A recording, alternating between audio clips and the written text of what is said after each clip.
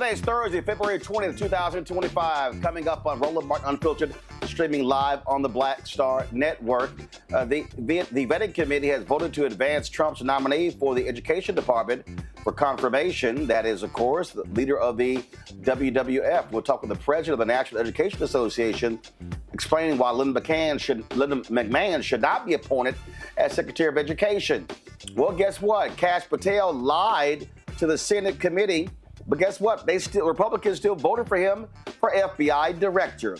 The USDA's 1890 National Scholars Program, which partners with 19 HBCUs to provide full scholarships in agriculture, food sciences, and natural resources, has been cut. Civil rights groups are suing the tech company Meta for digital redlining. One of the lawyers involved in the case will join us to discuss it. Plus, we'll talk about Elon Musk, how he is literally trying to extort companies by forcing them to advertise on X. And if they don't, he'll run and tell Trump. Plus, a California congressman gets a letter from the Department of Justice saying that his comments regarding Elon Musk are wrong and he could be prosecuted. A member of Congress. Plus, the white Missouri man who shot an unarmed black teen who rang his doorbell dies just weeks before his sentencing. It's time to bring the funk on Roland Martin Unfiltered on the Black Star Network. Let's go. He's got it. Whatever the miss, he's on it. Whatever it is, he's got the scoop, the fact, the find. And when it breaks, he's right on time and it's rolling. Best believe he's knowing. Putting it down from sports to news to politics. With entertainment just for kicks, he's rolling. It's on go, roll, y'all. It's Roland Martin, yeah. Rolling with Roland now. He's funk, he's fresh, he's real, the best, you know he's Roland Martin now.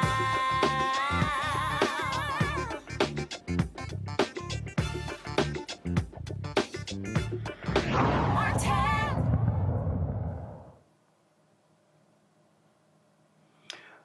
All right, folks, when it comes to the Secretary of Education, well, guess what's going on? Republicans are moving forward with a grossly unqualified nominee. The Senate voted along party lines to advance the nomination of Linda McMahon, who her husband runs the WWF, the Wrestling Federation. Yeah, she has zero qualifications in education, zero education, zero experience in public education, plus has a track record of supporting policies that would divert funds from our schools to private institutions. She's openly stated her desire to shut down the Department of Education and believes that funding intended for public schools should be redirected to private and charter schools.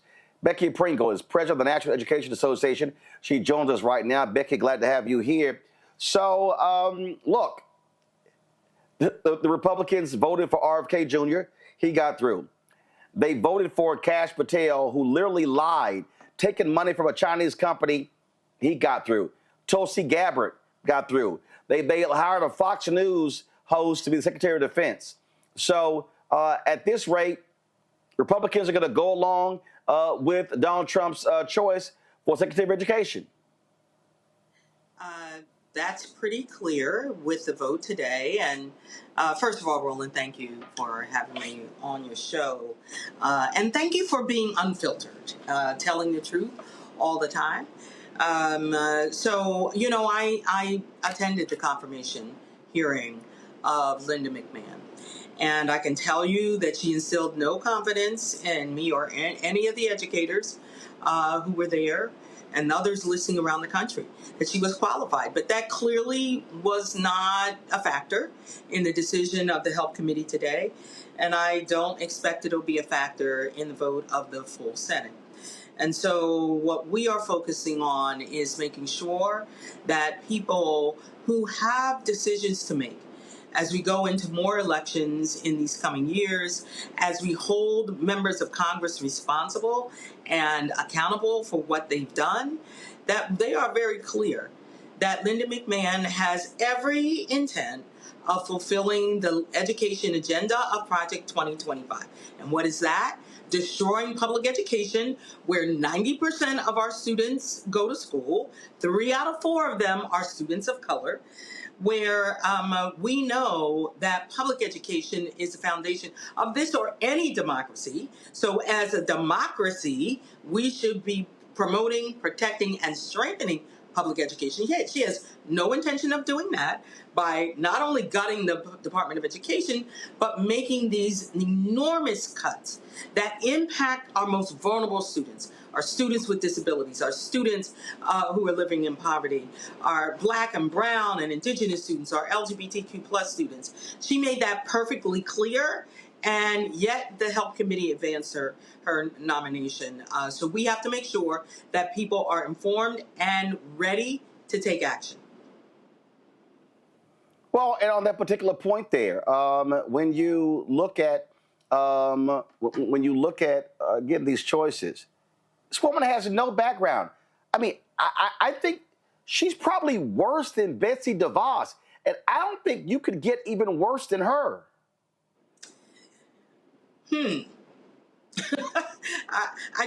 I'm not sure. We'll find out, won't we?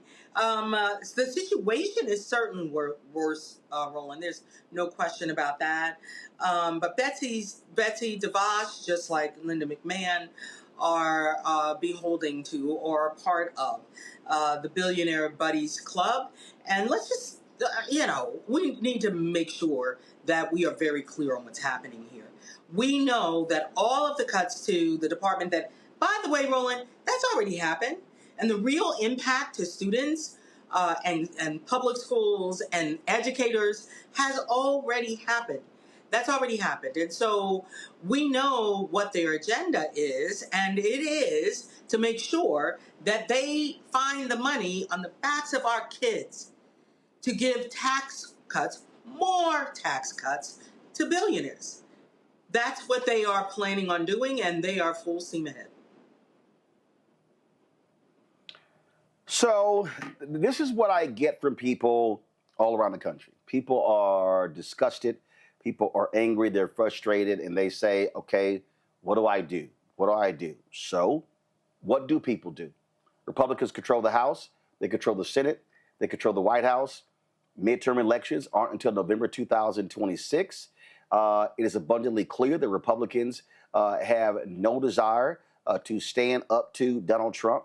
They are afraid to challenge him. They're afraid to challenge Elon Musk. So what do people do? So, Roland, I taught 8th grade science for 31 years. And so where I'm going to always start is education. So that's part of the work that NEA is playing, to educate people. I would certainly ask folks to go to nea.org/protect, where you will find a wealth of information. You'll get information about knowing your rights. If you're a parent or an educator, you'll get information on what these executive orders really mean and say. You'll find out what the Department of Education does. That's one of the things we learned, Roland. Those of us who are very close to it know, but there are a lot of people who don't know that they are literally education jobs that are connected to the funding that comes from the Department of Education, and most especially in our special education classes. So we're talking about taking away resources from those vulnerable students, but also increasing class sizes for all students. So we have to talk about and break that down for people, and so we want to educate them, and we want to make sure that they know the impact of these cuts in their community, in their school district. But we can't stop there. We're in the throes of litigating those things that Donald Trump and Elon Musk have done that are illegal. So we need stories from folks. So please share your stories with us. NEA.org/share, so that we have people who can tell the real impact that is happening on students and children. And then we have to, fight and hold accountable our members of Congress as they work to pass legislation where we're fighting to keep public dollars from going to private schools through voucher schemes, and we have to do that and do that part as well. And we have to organize. We have to organize and we have to mobilize. So I would ask folks to text action to 48744, where you can get a host of information and you can take action right now. You can stay in the know and up to date on how you can get involved. We need everyone, Roland. We need everyone to understand what's happening and what is at stake for our students, for our communities, in particular our indigenous and communities of indigenous people and people of color, and those historically marginalized communities that are in the crosshairs of this administration. See, the thing that is interesting to me, I've had these people say, "Oh, well, we didn't, think that they would actually do this," and I'm going, "What the hell are you talking about? They told you. They laid it out in a nearly 1,000-page plan, but folks didn't believe it. There are progressives, there are liberals, there are Democrats who chose to attack Vice President Kamala Harris, folks who called her a supporter of genocide. There are people who said, well, the Biden economy, well, it wasn't as great as it was. And all of these people are finding out. And that's why we got a shirt that said, hashtag, we tried to tell you, FAFO 2025. I mean, bottom line is, no one can act as if they didn't say they were going to do all of the crazy, insane things that they are doing. Yeah, Roland, and I don't know about you, but I'm getting folks saying, we didn't vote for this. Well, yes, they did. They laid it out. Yes, they did. Right. They did vote for this. Roland, we did have a Trump one, and he was trying to dismantle public education in that time as well, under Betsy DeVos, of course. He's gone so much further. And, the things that are getting people's attention, honestly, no one elected Elon Musk. And honestly, I don't think anyone expected that Donald Trump would give him that much power and authority. But I can tell you, when I'm hearing from parents and students too, that they are afraid of the reality that Elon Musk has access to their personal data. So if they apply for a federal grant for student loans, Elon Musk has access to all of that. Not that they're going to give student loans, but still, he has access. So parents and students are very fearful, and now they're listening. So we have to continue to drive that home. We need to talk about the reality that, I talked to a teacher from South Carolina, Roland, and she said to me that at the end of January, after January 20th, that her plans for Black History Month, which she has done for a decade, had to be subjected to more scrutiny so that they could actually censor part of that, part of what she had planned to do. These things are happening right now, whether it's the impact of diversity, equity, inclusion, and accessibility, executive order, or we're talking about the cuts that are happening without an executive order. They are happening to our students right now. And we need to make sure that everyone understands that and knows how they can fight back. I saw this video. It was a story. I forgot the network. They were talking to some educators in Kentucky. And yeah, there's one white woman. I voted for Trump, but we didn't vote for this. I'm like, idiot, you did. You did. And see, all of these people, they voted for Not in My Backyard.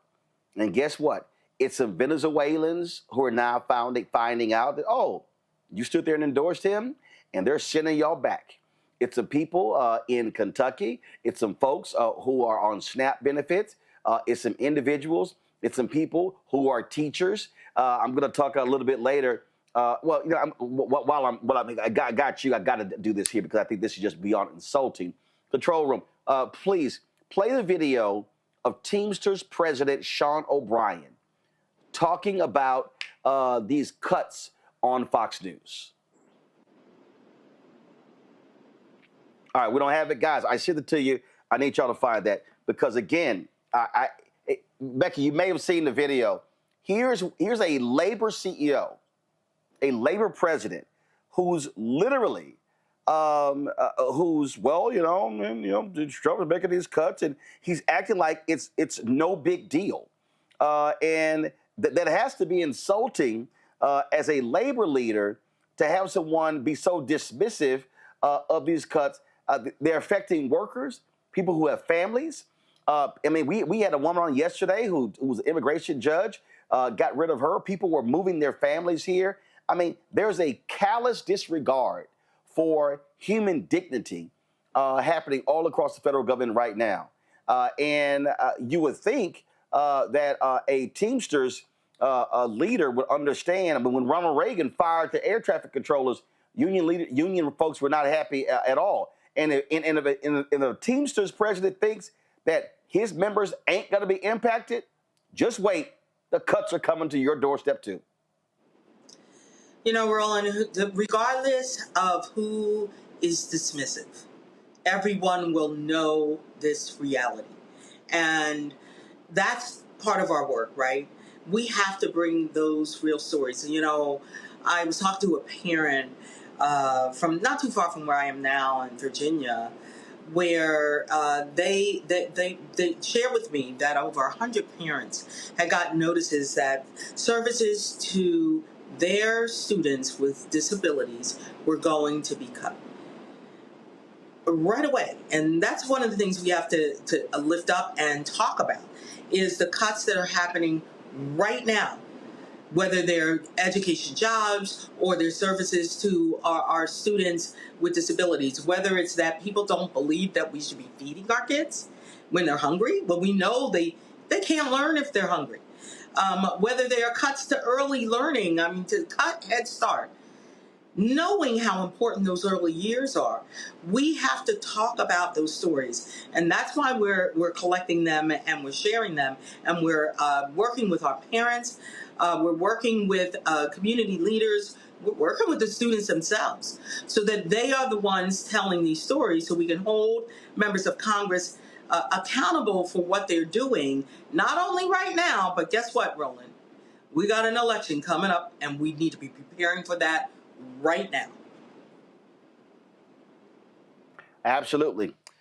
Becky Pringle, we certainly appreciate it. Thank you so very much for joining us on Roland Unfiltered. Thanks, Roland.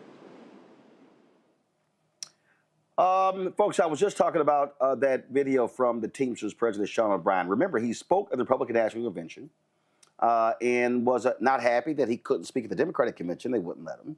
And then they did not endorse Vice President Kamala Harris. And then he went on Tucker Carlson and claimed that, that she cut it short and how arrogant she was about it. Well, if you want to see arrogance, watch this. The president came in, and he didn't come in subtle, that's for sure. And there's I've never known him to be there's a lot of subtle. controversy on that. Look, we don't want to see anybody get laid off. We don't want to see anybody losing their jobs. But he thinks he's within his right. There are court proceedings, and ultimately the courts are going to decide whether what he's doing is lawful or not. I know that there is a lot of fat in the government he's trimming, and I don't think people are opposed to that. And look, I tell people all the time, let's take a look at the 101st day and where we're at that point in time. Right. Really? My pound, Dr. Nola Haynes.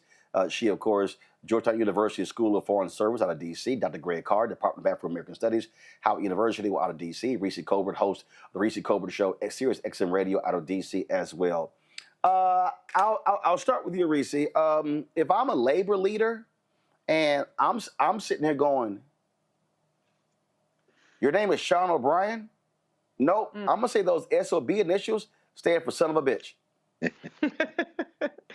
Well, to your point that you made earlier, Roland, these people think that shit doesn't roll downhill. They thought that they were going to vote for inflicting harm on other people and that they were going to somehow be exempt. But it's really stupid when Donald Trump has been one of the most hostile to labor and union workers, and the entire Republican Party is hostile to that. For anybody to think that these wins that they're racking up against labor, against unions, against workers is not going to impact them at some point. And so these people should figure out, check his bank accounts, honey, see who has been filling his coffers, because he is compromised. He is not a person who is going to be able to protect his workers. And unfortunately, anybody who thought he was is in for a rude awakening as well.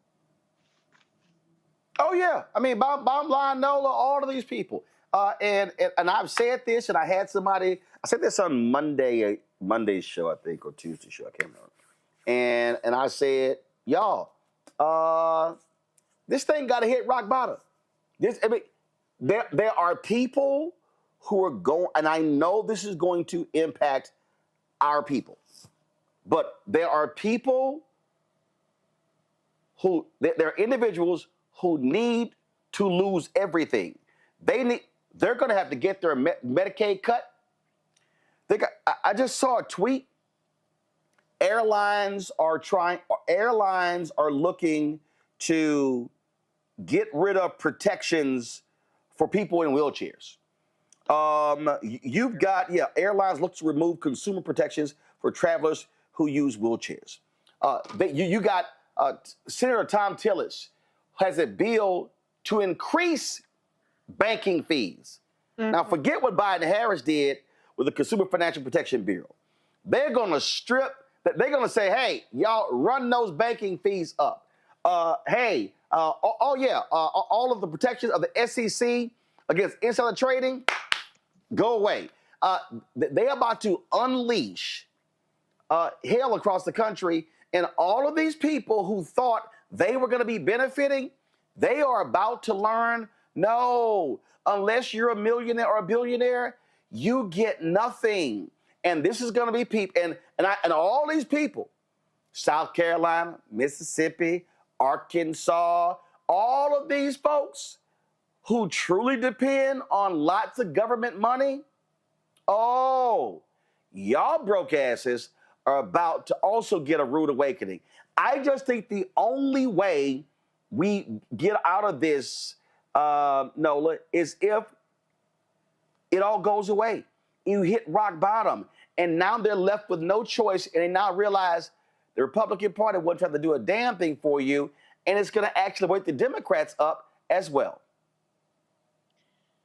That's a very interesting proposition, and I've been thinking a lot about that. And I've been thinking about it through the lens of when you elect a populist and what does that mean? And then also this layer of cultism that is so prevalent, in the way in which Donald Trump has been exalted to this king-like status within that core 35% that he has sway over.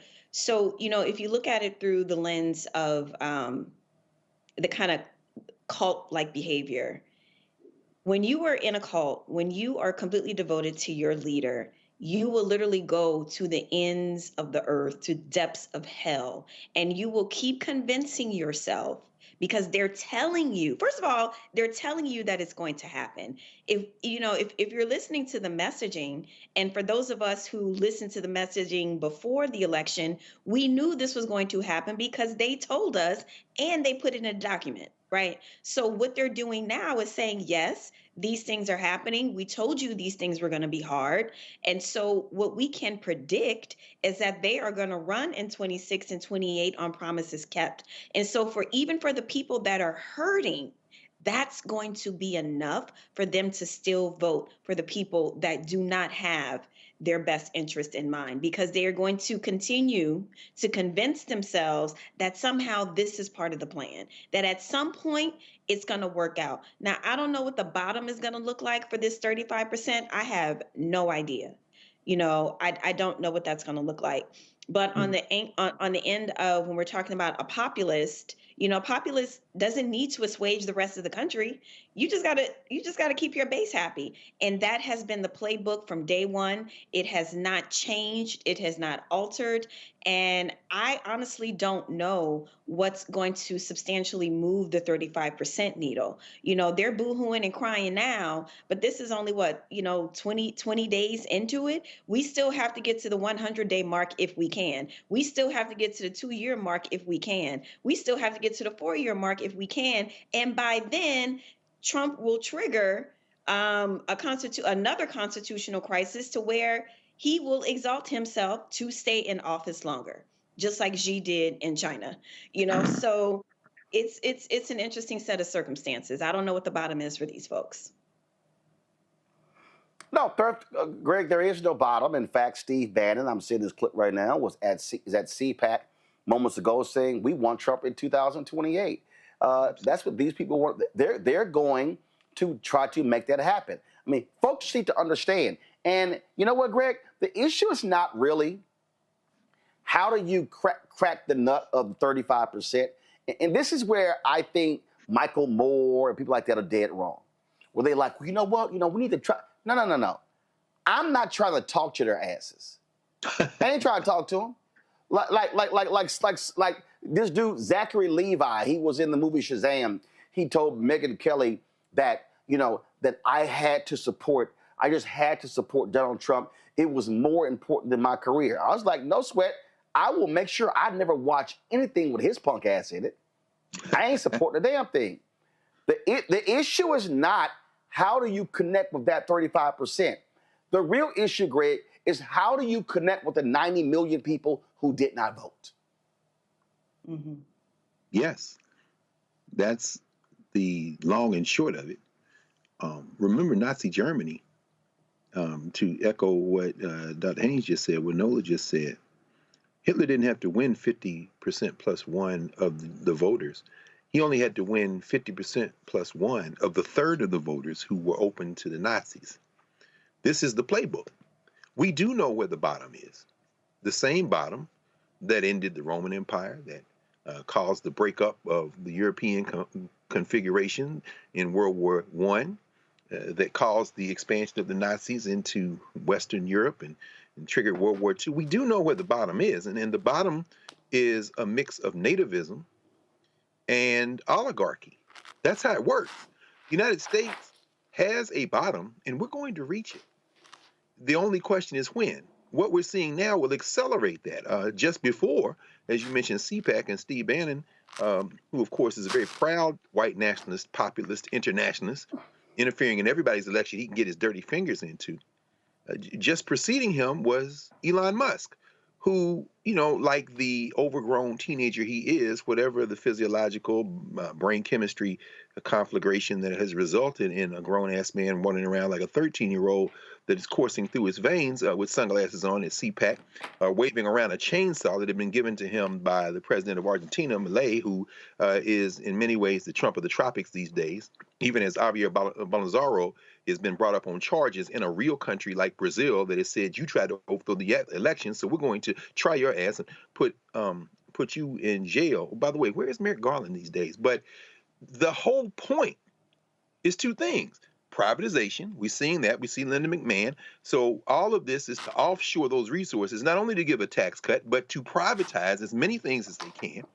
And the second thing, of course, is to remain in power, they have to continue to press white nationalism. There is no bridge to be built to white nationalism because it is irrational.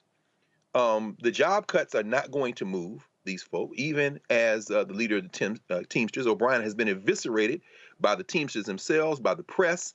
He was sitting there at the confirmation hearing yesterday of Lori Chavez DeRemer, who has been picked to run the Labor Department, who at one time, when she was in Congress out of Oregon, was a supporter of the Protecting the Right to Organize Act, the PRO Act, which had some Republican backing and actually passed Congress, didn't get signed into law, but who now is backtracking, and his own members are like, fool, right to work. What are you talking about? You're betrayed everything. You're a bootlicker. It's not enough, however, to say you're going to lose your job. These people would rather lose their jobs than drop their defense of their whiteness. Finally, even as we got news today that the IRS has laid off over 6,000 employees, and the CIA is moving to dismiss a number of people, and the Transportation Security Administration has fired 243 probationary employees. As Elon Musk tipped his hand a couple of days ago, they will bring some of those people back, but it won't be, well, they won't bring any of them back. You read Project 2025, you know that the second prong of Project 2025 was to create a database of people who could fill those jobs. Those jobs, some of them will be restored, but they will be restored to private industry. They are stealing with both hands. And for union members to concede to privatization of federal jobs, this is a threshold that once crossed cannot be reversed. This is about theft, and we've seen it before in world history, and we know how it ends. Indeed, indeed. And folks, people keep asking, well, what do we do? How do you fight back? And I said, well, first and foremost, you can't fight back politically because they control all three. So the lawyers are critically important. Speaking of that, civil rights lawyers have filed a significant lawsuit against Meta, also known as Facebook, and also Instagram, accusing them of digital redlining. Exactly what does that mean? According to the lawsuit, Meta's advertising system directs black users towards ads for-profit colleges, while white users are shown more ads for public nonprofit universities. Chavis Jones, a senior counsel with the Lawyers Committee for Civil Rights Under Law, he joins us right now. Glad to have you here. Explain to us exactly what's going on here. First of all, Roland, really grateful to be here. I watch the show every day, and everyone who knows me knows that. So really excited to be here and talking about this, especially on Thursday night with this great panel.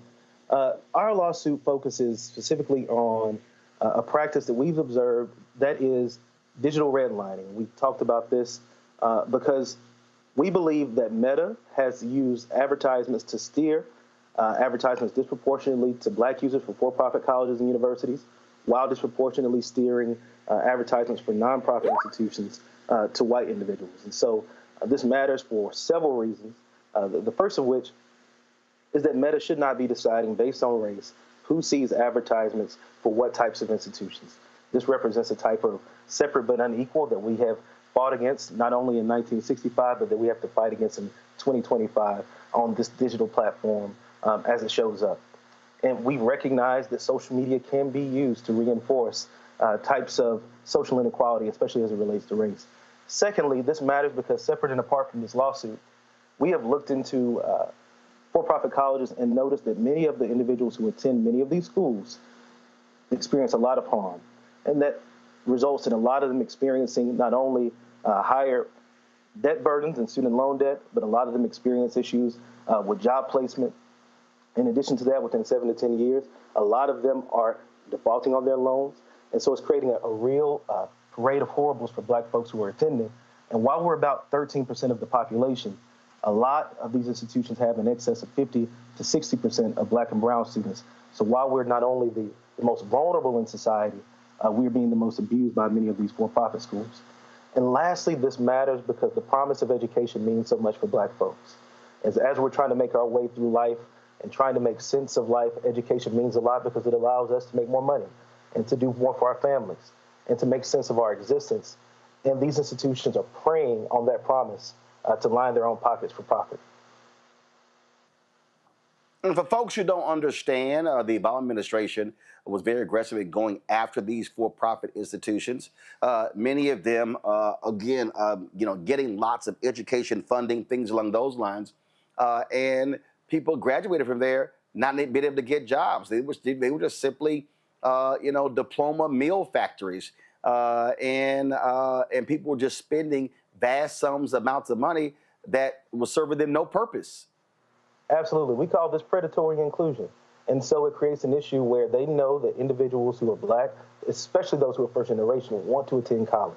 And they prey on that desire by having folks sign up for these institutions, making it very easy for them to sign up. They call them repeatedly in many instances, and they ensure that they enroll. But when they enroll, they often are leaving worse than when they started. So senators like Dick Durbin and others have done everything they could to curtail this industry.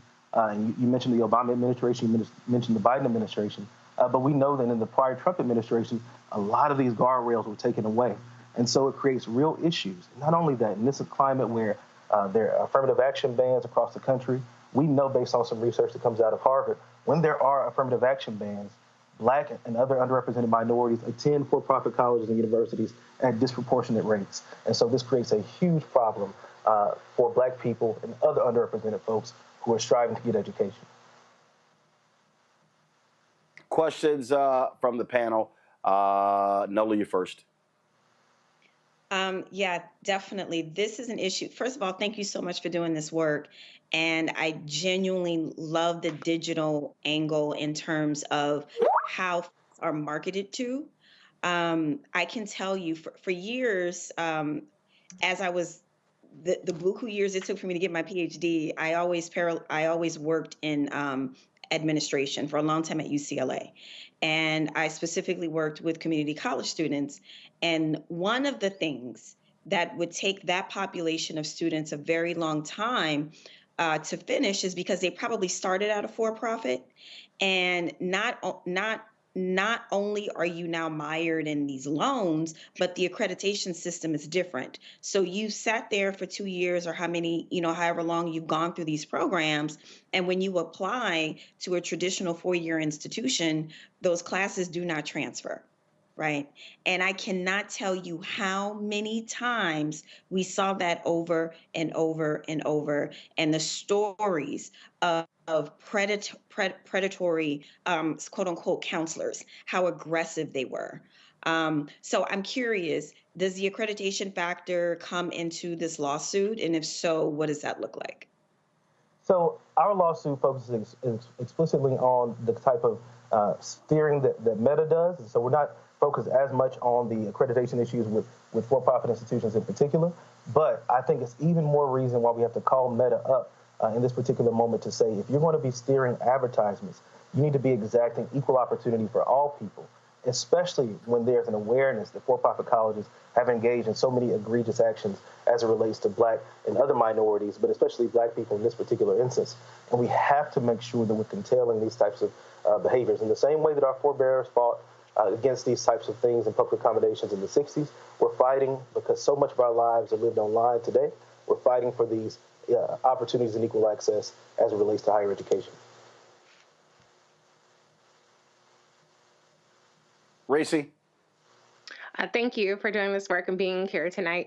I'm curious, in your lawsuit, are you seeking to find out if Meta is using things that are closely associated with race to steer advertisements to Black people specifically, or is your claim that, or is the assertion that there's a way of checking just Black people, and that's how these advertisements are getting disproportionately to Black people about these for-profit universities? Thank you so much, Reese. I believe it's the former. I think we're really looking into, and hopefully in the process of discovery, able to find out what goes into these algorithms, what are they looking into, how are they filtering these advertisements. And so these steering behaviors are based on interests. And because for-profit colleges have, over the history of time, targeted Black students disproportionately, and Black people have attended these institutions at disproportionate rates, it appears on the surface that might be an interest of Black people. But we know that this is based on racialized recruiting practices and predatory inclusion that hyper-targets Black people. And so we want to really make sure that when we look at these things in discovery, that we can find out if this is a part of their algorithmic process and how we can kind of make sure this doesn't happen in the future. Greg? Thank you, Roland, and thank you, Council, for doing this work and for being consistent. Certainly, you all have been on the wall a long time. Looking over the complaint, and just a quick look, you all have filed this lawsuit pursuant to, saying that Meta has violated the D.C. Human Rights Act and the D.C. Consumer Protection Procedures Act. Even as we're seeing federal judges allowing these mass firings to continue, not by ruling not on the merits, but on procedural issues, lack of standing, or in the case today, of course, as we saw, the idea that the complainants hadn't exhausted their remedies by going through the federal administrative judge process. In this complaint, is your legal argument aimed at maybe not evoking underlying constitutional issues, and was the selection of DC a strategic decision to be made, and to kind of echo what Reese just said. Perhaps as long as it doesn't get dismissed, to get beyond that, to get a peek at the algorithms and everything like that. What's the strategy behind using DC as the venue and using the Human Rights Act and the Consumer Protection Procedures Act as your strategy? Well, without going into too much legal nuance, we were representing an organization called the Equal Rights Center. DC has a unique form of standing where you can represent an institution representing a class of individuals. And so our hope is that through representing the Equal Rights Center and their great work that they do, that we can look into the back wall and behind the wall of what's going on with these algorithms. Because so many users use platforms like Facebook, like Instagram and others, and they're unaware of these algorithms. But they play a major role in the way we exist in life from day to day. So much of our lives are lived online. So we want to peer behind that wall and see exactly what's happening. The research that we looked at that was kind of in the foreground of us creating this lawsuit showcased through a study that these particular ads were being doled out in disproportionate rates to Black users and white users. And so we want to see what exactly went into that. Thank you. All right, then. Well, listen, keep up the good work. We appreciate it. Thanks a lot. Thanks so much, Roland. All right, take care. All right, folks, remember all of those FBA people and others, people who saying, oh, no, never Kamala, forget that. We could actually do better under Trump. Guess what? The USDA's 1890 Land Grant Program, a partner with 19 historically Black colleges and universities, and they offer full agriculture and food sciences scholarships. Well, guess what? That's gone. That's right. After a series of executive orders by Trump sought to eliminate race-based decisions in education, including suspending the 1890 program. These historically Black institutions, which have been central to diversifying the agricultural workforce, are uncertain about their future. In 2024, the USDA awarded 94 scholarships to students at these universities, continuing the mission of advancing education and research in agriculture. And now the program is gone. See, Greg, hashtag we tried to tell you. And you had a group of these DEI Republicans who were at the White House today. They took a little group picture. And I replied to one of them. I said, the help. And then another one, because one of the women is a FAMU graduate. I said, while you Negroes were being assembled at the Black History Month reception at the White House, I bet y'all won't say a word about USDA ending this program, especially you, the FAMU graduate. Did he graduate from FAMU? I know he left FAMU. No. That was a woman. It was not Byron Downs. It was a woman. Okay. Who she's always running her mouth on social media. Who's a FAMU graduate. And I'm like, oh, all of y'all, they were all smiling like they were at the minstrel show, and about how great it was being there. And I'm sitting there going, yeah, and your school is getting jacked as a result. No question. And forgive me, brother. I have been in class all day. I haven't had a chance to see the Kiki photograph. I can't wait when we get off. It's all right. Yeah, man. But I tell you, and it does sting because, my alma mater, Tennessee State, was on that list. Tuskegee, Arkansas Pine Bluff, Maryland Eastern Shore up the road. First of all, there wasn't a lot of scholarships, but it means the world for every one of the students who got those scholarships and who, as a result of those scholarships and working in that field, were eligible for internships that would be turned into non-competitive positions with USDA. It transforms, people's lives. I say that as a public HBCU graduate. He understands the value of education. That having been said, and we saw the Dear Colleague letter that was released on Valentine's Day by the clown who was running the Office of Civil Rights for the Department of Education, soon to be led by the wrestler, as you say.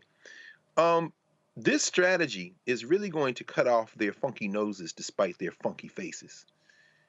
Because when you start thinking about, and of course we remember you covered this and talked about it extensively when it happened, when Shirley Sherrod caught the L in the Obama administration.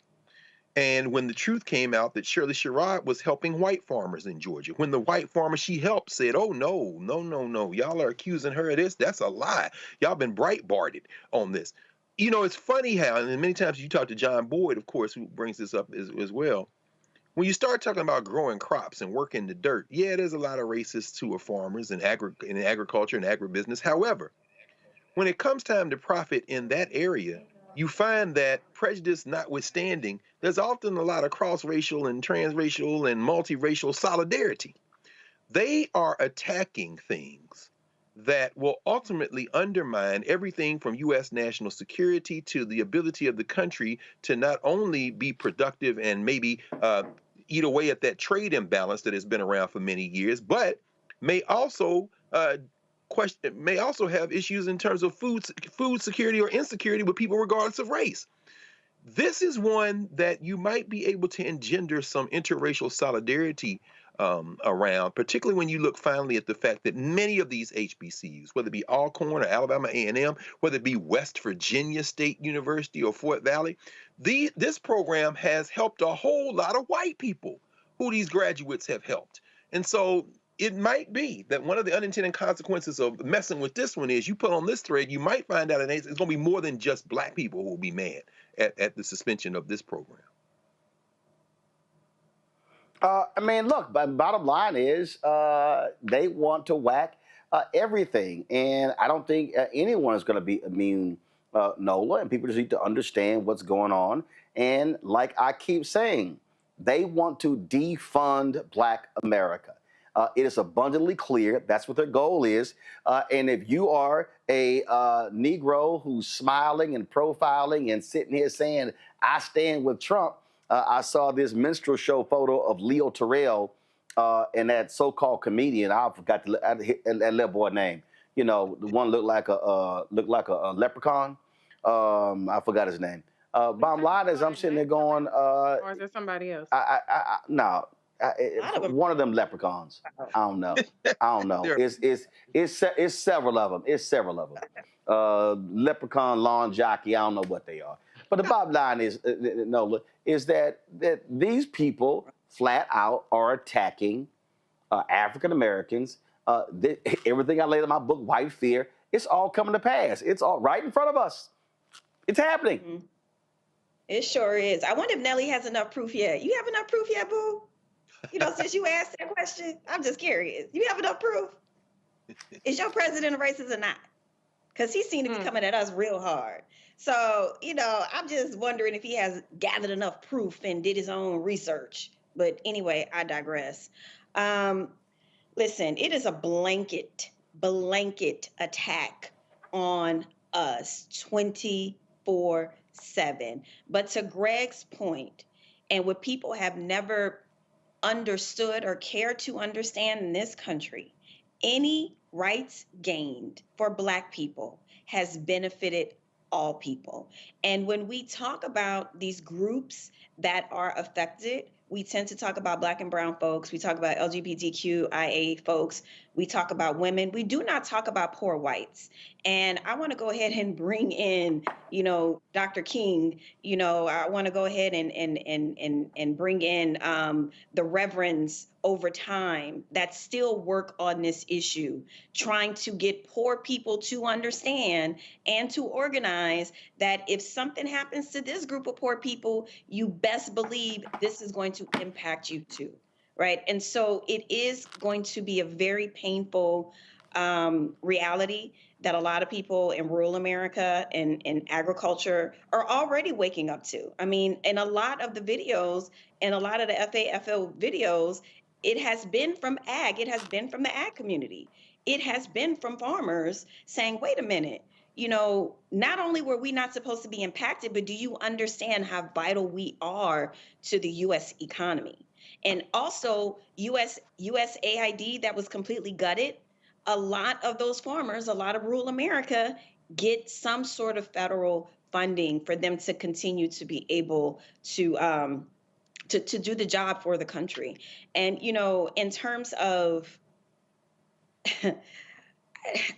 I'm smiling, but I'm just like, I'm smiling in lieu of wanting to scream, because the reality is, Ben Rhodes had wrote an article in New York Times on the 9th, I think, of this month.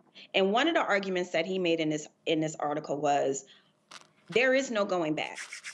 There is no repairing of the agencies. There's no redoing things in the next administration. The damage has been done in 30 days, and there will be more damage and more damage. So for me, the frustration that I have, that I'm hiding behind my red lipstick and my smile, is what is going to be left, right? What's going to be left over for folks who do not maybe have the skill sets to transition into the private sector?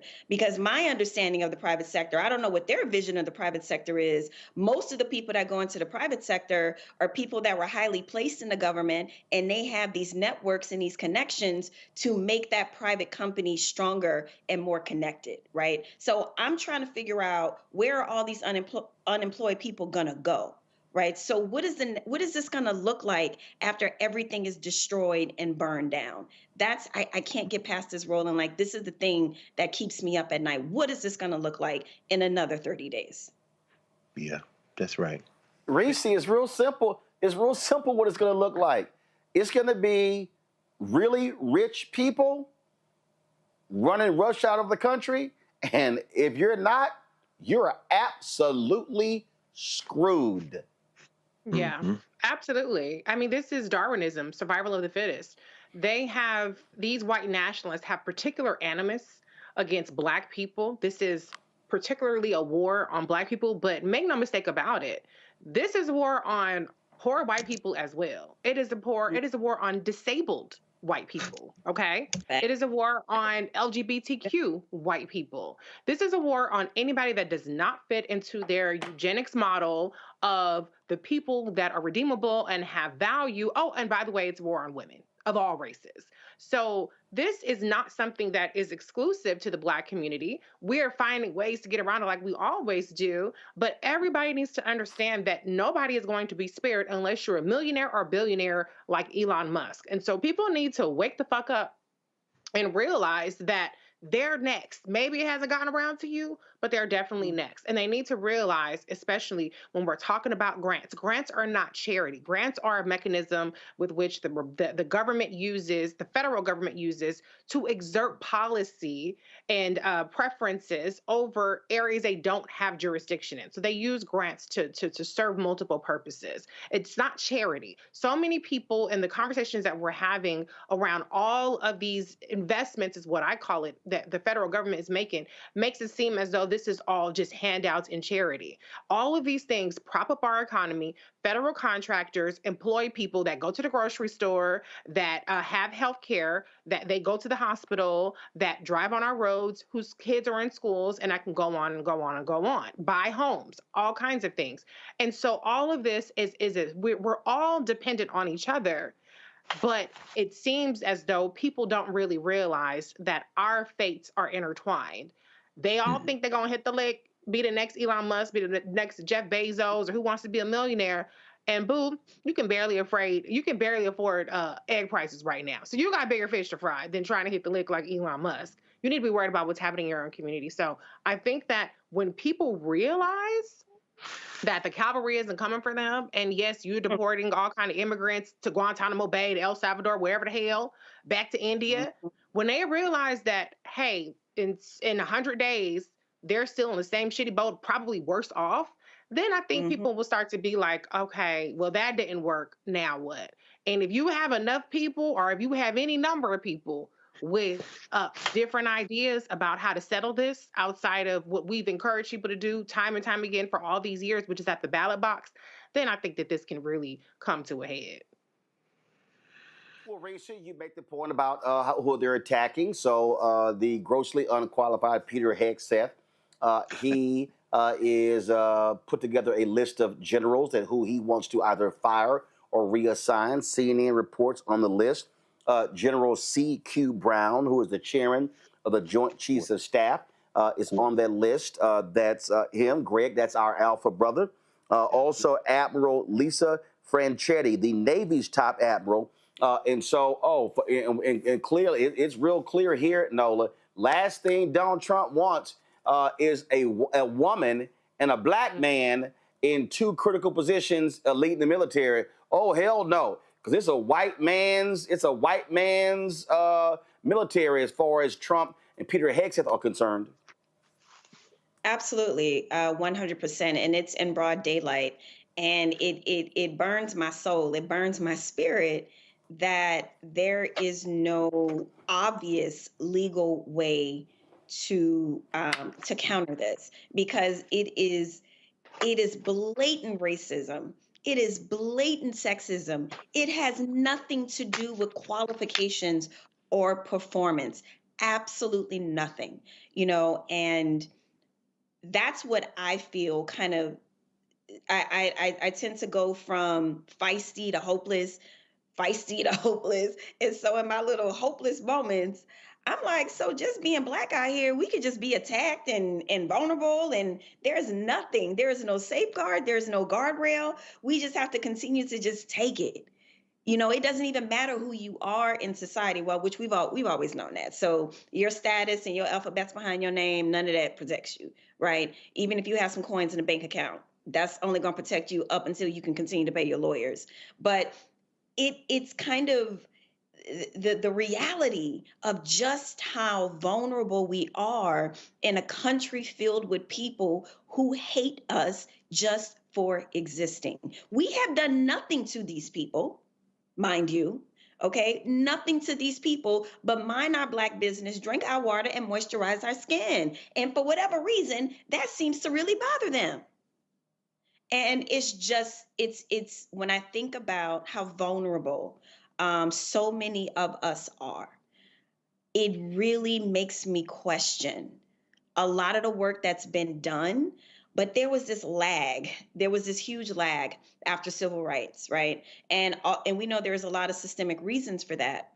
But we just kind of stopped in terms of rights, in terms of advancing the Black agenda, whatever that may be. But we really have zero protection. We just out here. That's wild. You gonna tell me that Black general is not qualified for his job?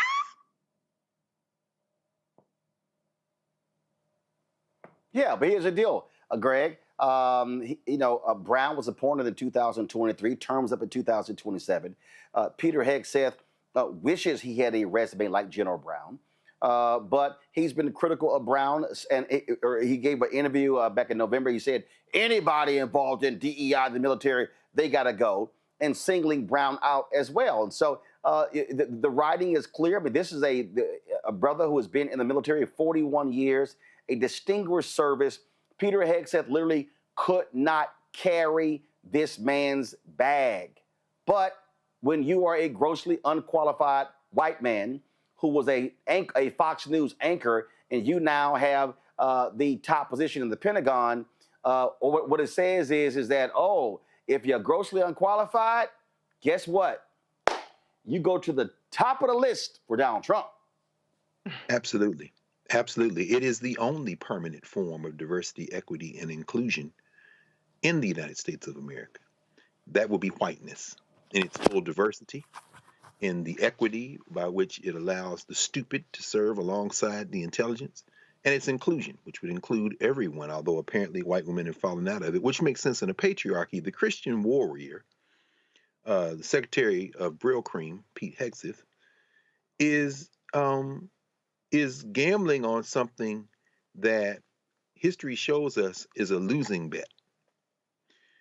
After all, every time the United States of America has been able to shore itself up from its creation to now, it has been by including those who whiteness would prefer to exclude, beginning with the so-called Revolutionary War, when at least 5,000 people of African descent fought with the armies of George Washington because the British offered them freedom if they fought, and over 5,000 fought for the British, and in Virginia, at least 30,000 ran away.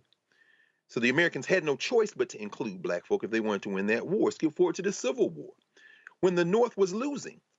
And when Abraham Lincoln, meeting with Martin Delany and Fred Douglass and others, said, well, okay, we got to include these people to help us win, and to the tune of 179,000 men of African descent, 10,000 in the Navy, making it 189,000, and at least one general who was not a member of the Army, but in South Carolina, the first woman to direct troops and how they should attack, and that would, of course, be Araminta Ross, or as we know as Harriet Tubman.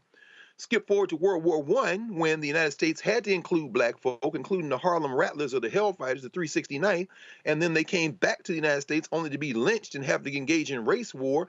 So that when World War II started, and they needed black folk to come and save the asses of Europe and the rest of the world, when they came back, that sparked that civil rights movement. Veterans like Medgar Evers and others who said, we're not coming back here and take another L. We remember World War I. Skip forward to today. The Christian soldier has miscounted demographically. As he says, I'm putting together a budget to cut 5% from the Pentagon. I mean, for over the next 8% for the next 5 years, and we're going to bring back the warrior spirit. Those who waste double down. Actually, Greg, a reporter actually blasted that they're not cutting; they're actually shifting the money elsewhere in the Pentagon. The cut doesn't exist. Thank you, Roland. Thank you. With the underlying rhetoric of it, however, what's animating that is you have a white nationalist who believes that white men are warriors, they have to be included. But guess what? In a world, what does history tell us? When empires recede, other ones come in to take their place. The United States undermining its international interests, and I'm not saying whether you agree or disagree with what those interests are, but what is clear is when you pull back on soft power, taking money from USAID, undermining the foreign policy of the United States, guess who's going to fill that vacuum? Other countries that say, we will now assume leadership in the world. Europe is already talking about, okay, we need to get together. We got to get our military weight game back up. F these people. China is like, yeah, well, we was telling y'all, we just biding our time. And so as you see this emerge, the United States military is going to become more and more important, because when soft power recedes, you're going to be able to put your hands on somebody. But guess what? You're going to put your hands on somebody with only white nationalists as the demographics begins to shrink and continues to shrink? Finally, when you look at this, I was having this conversation last night with my law students. We were reading Brown versus Board of Education again, and Derek Bell talking about the decision that could have been made. There's a new book by Sharice Chesney called Blacks Against Brown.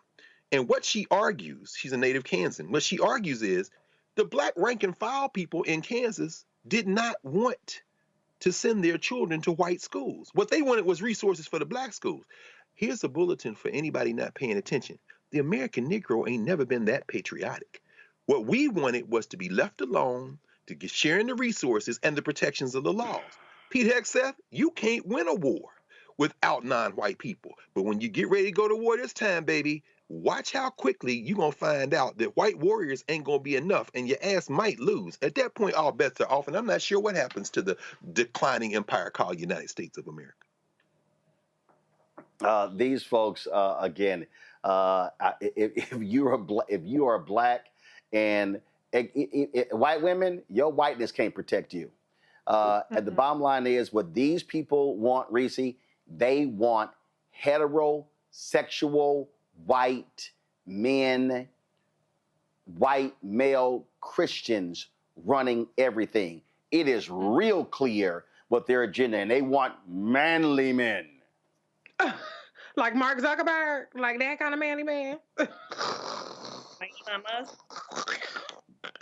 Oh, okay. Listen, it's so delusional. The inflated confidence that white men have in their ability to run everything. Now, there are some things that white men, okay, fine, but they think they can run everything. That's why we need DI. That's why we need somebody's black mama, somebody's black auntie, somebody's black grandma to be like, baby, you need to step aside because you don't know what the hell you're doing. You don't know what you're talking about. But the reality is, to Nola's earlier point about the hatred that people have for black people in this country, let's also be clear. White people don't like other white people, okay? They ain't got each other's back. Look at places where it's predominantly white.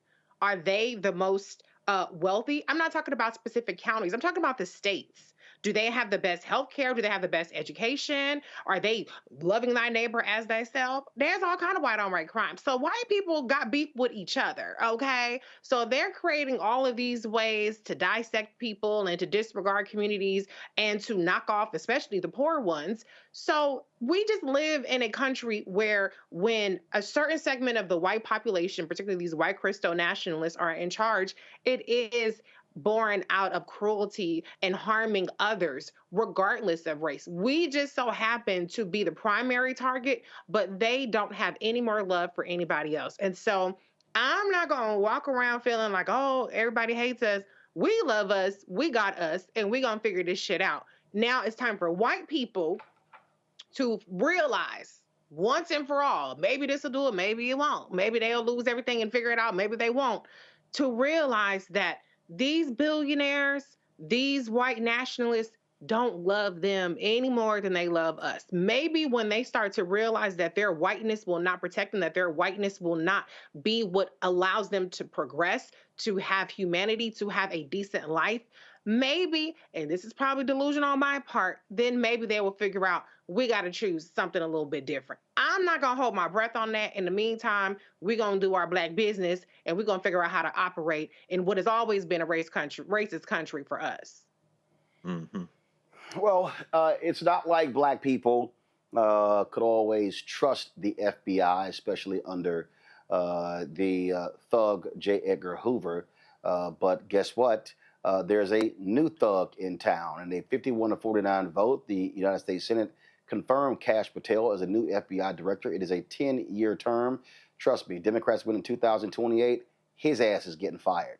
The vote was mostly along party lines, but two Republicans, Lisa Murkowski of Alaska and Susan Collins of Maine, voted against Patel's confirmation. Senate Minority Leader, former Senate Minority Leader, he no longer has that job, Mitch McConnell, who's the longest-serving Senate Party leader. He voted for. Now, keep in mind, he also voted against RFK and Tulsi Gabbard. What's interesting here is that this is the individual who actually lied in his hearing. He pled the fifth, y'all. If you gotta plead the fifth to be and you up for the FBI director job, that's an automatic no. And keep in mind, remember when Neera Tanden didn't get confirmed because her mean tweets? This dude has tons of tweets, videos, audio.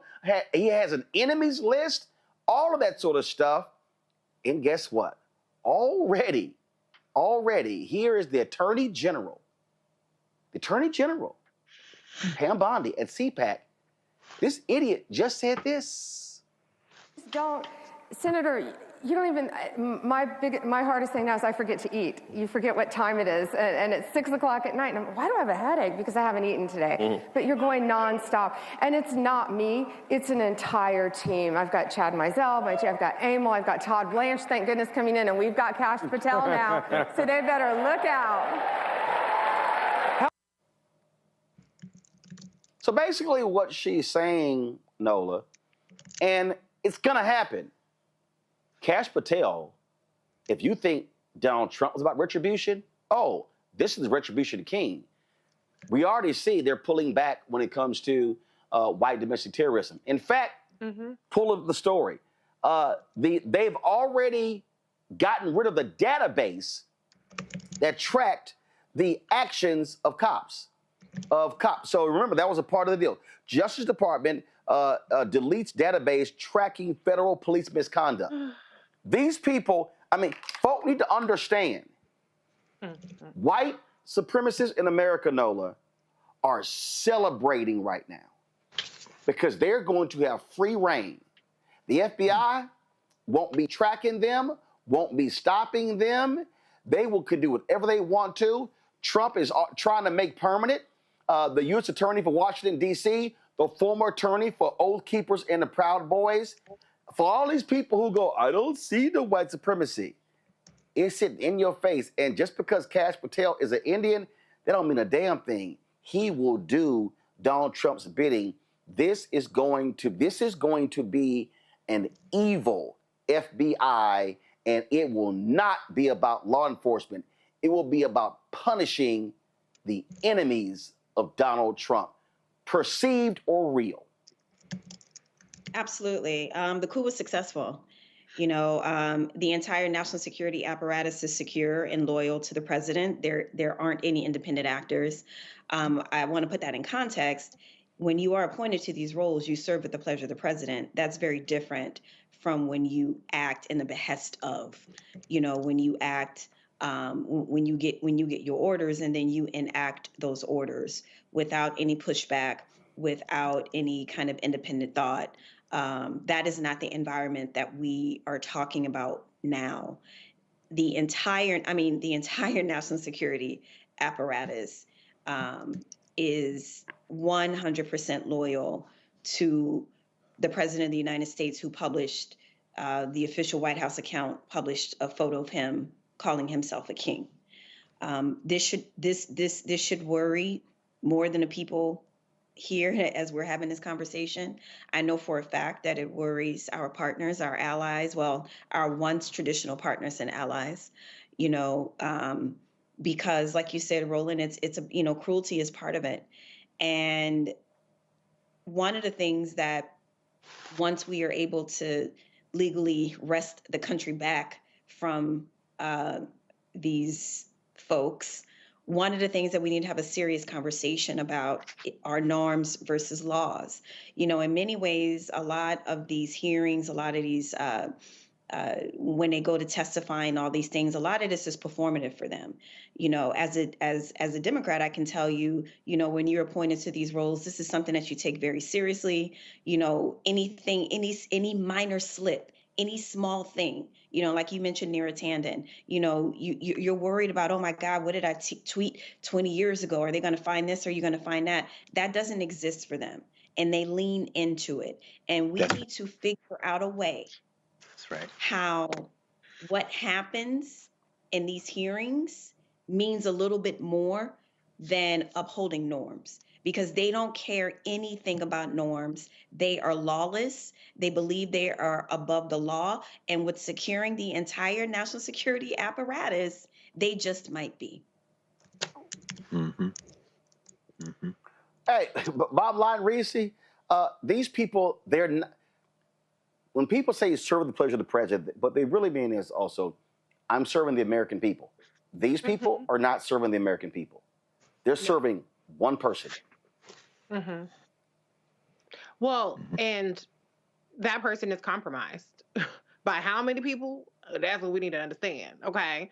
But aside from the whole national security threat of having all of these people who have infiltrated our government, who clearly are not working in the interest of the American people, let's just talk about the fact that the FBI and the DOJ will no longer focus on what Janet Reno said decades ago. The number one threat to the national security, the domestic threat, is white domestic terrorism.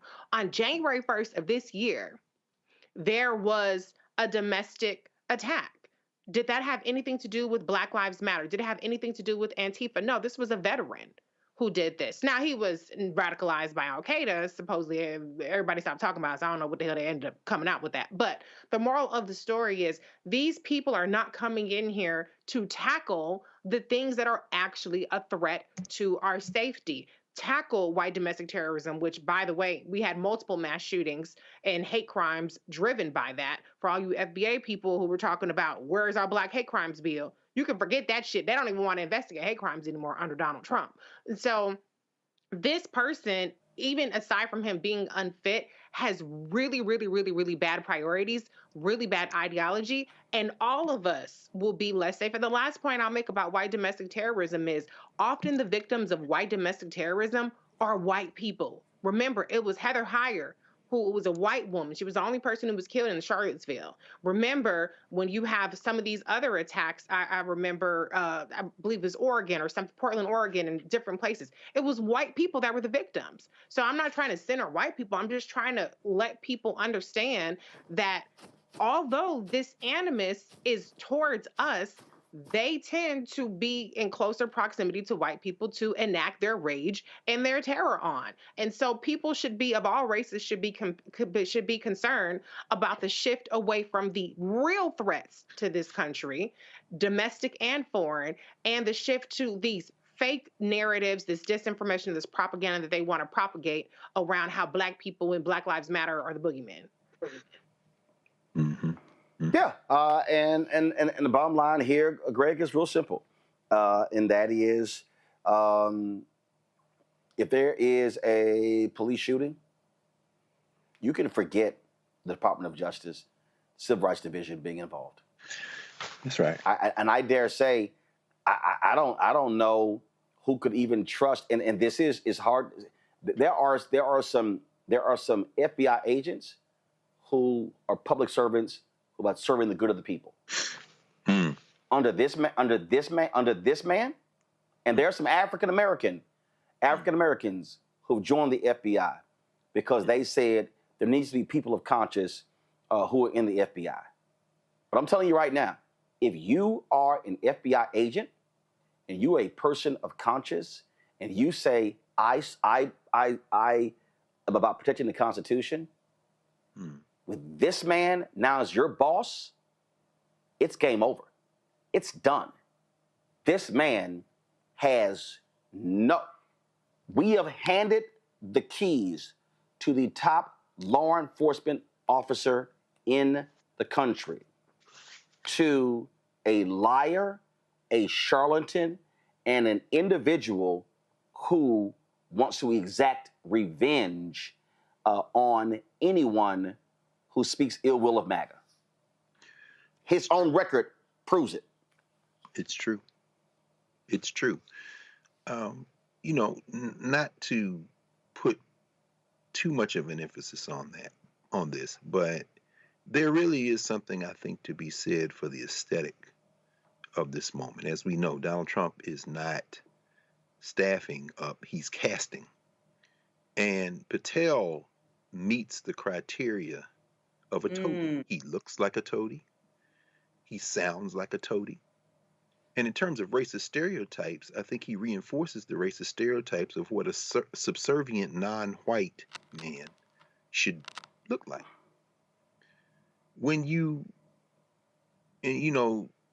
Nola, you raise a very serious concern when you start talking about everybody from, foreign intelligence community to domestic law enforcement community backing the white nationalists. Patel will never be respected by any white nationalist in a uniform. He is a toady.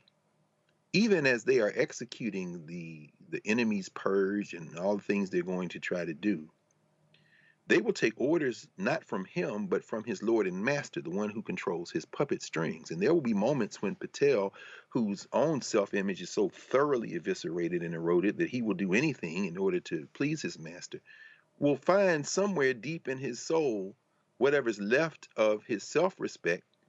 And there may be unforeseen crises, unforeseen meaning those of us who are looking at this like he'll do anything. There may be a moment when he finds his conscience, but to the larger point, which is the point, I think, not only will it be too late, it will be incredibly consistent with the history of this country when they realize that they have overplayed their hand. What do I mean by that?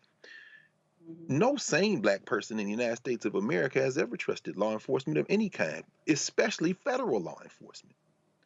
The Federal Bureau of Investigation has never been heroic. It's never been heroic to black people. The suspicion we have of federal law enforcement, of any kind, but particularly places like the FBI, is well warranted by our history. When you purge the Federal Bureau of Investigation of non-white people who joined for the right reasons and for white people who also joined for the right reasons, leaving only the toadies and the kind of militaristic white nationalists, what you have done is drop all pretenses that you've ever been about anything other than declaring war on black people. And guess what?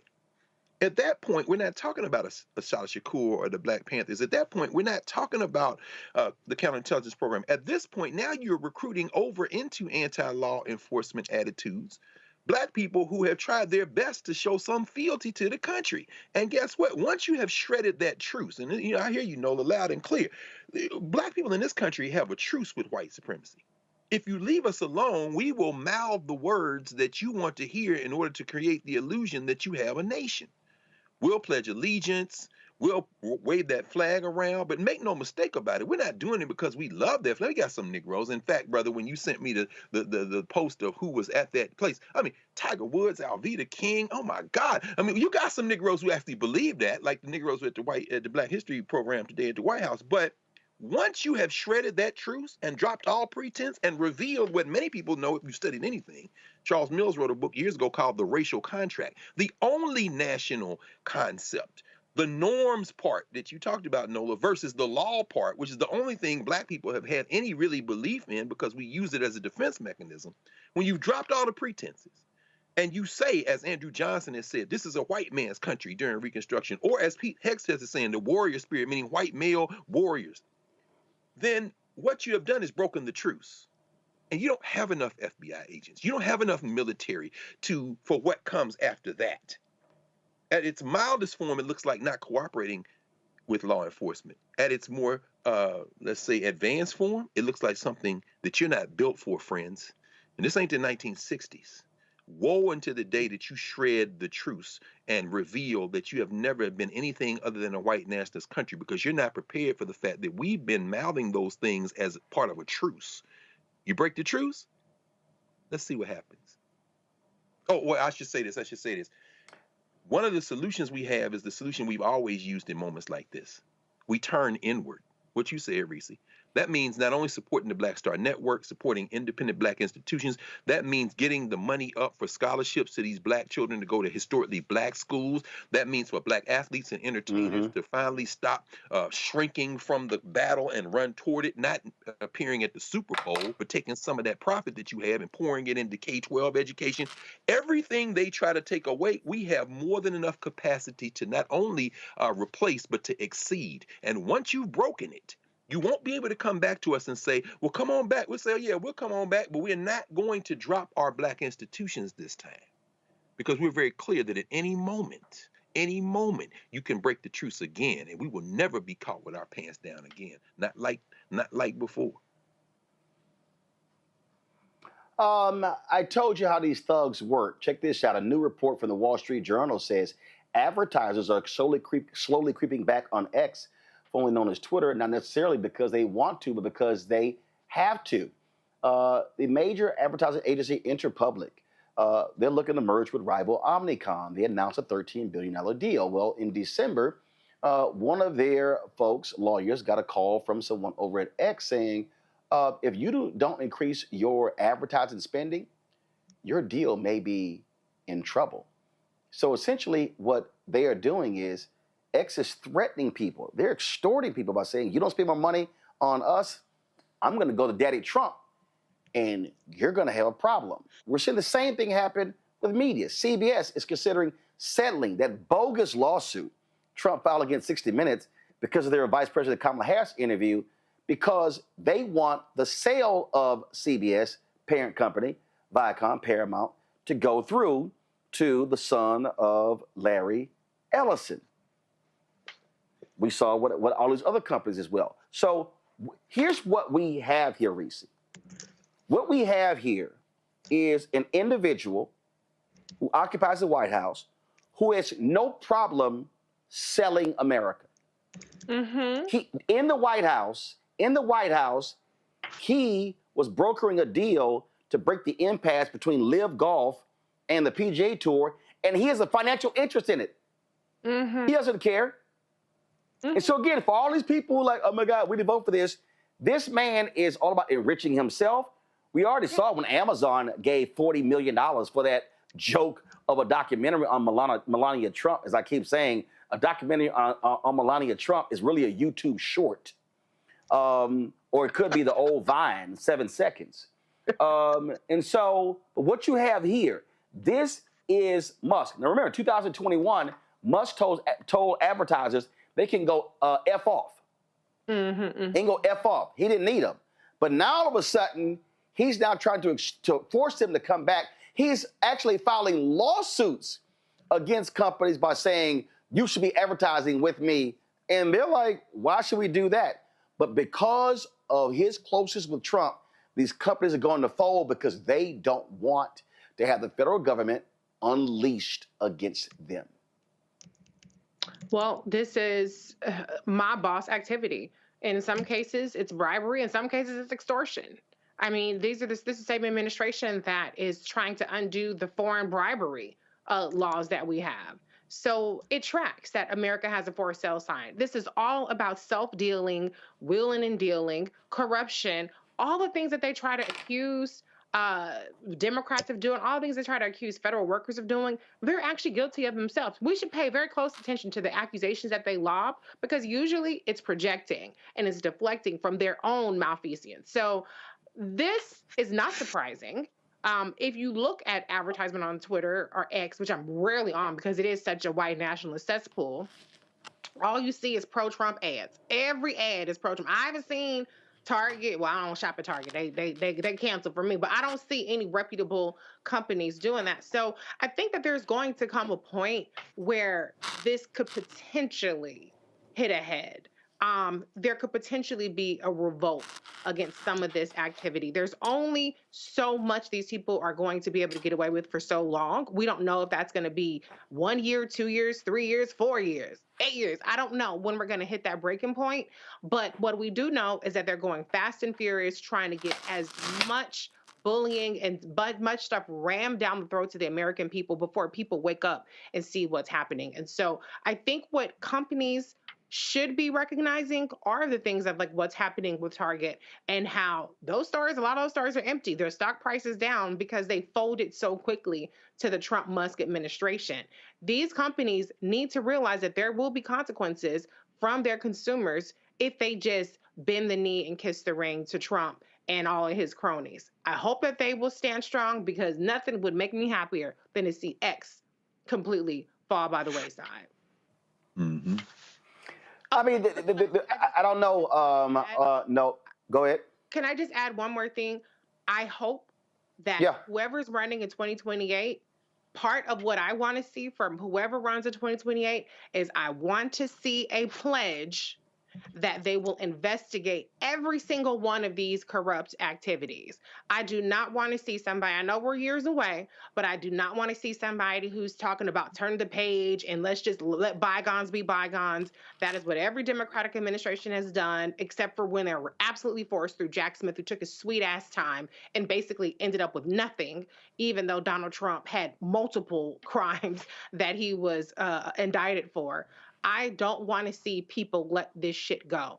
And I want them to start talking about this, at least maybe not presidential candidates, but I want Democrats now to start talking about give us back the majority so that we can get subpoena power, so that we can start building a case so that when we take over all three branches of government, or at least two of them, we can hold these people accountable for this kind of self-dealing and corrupt practices.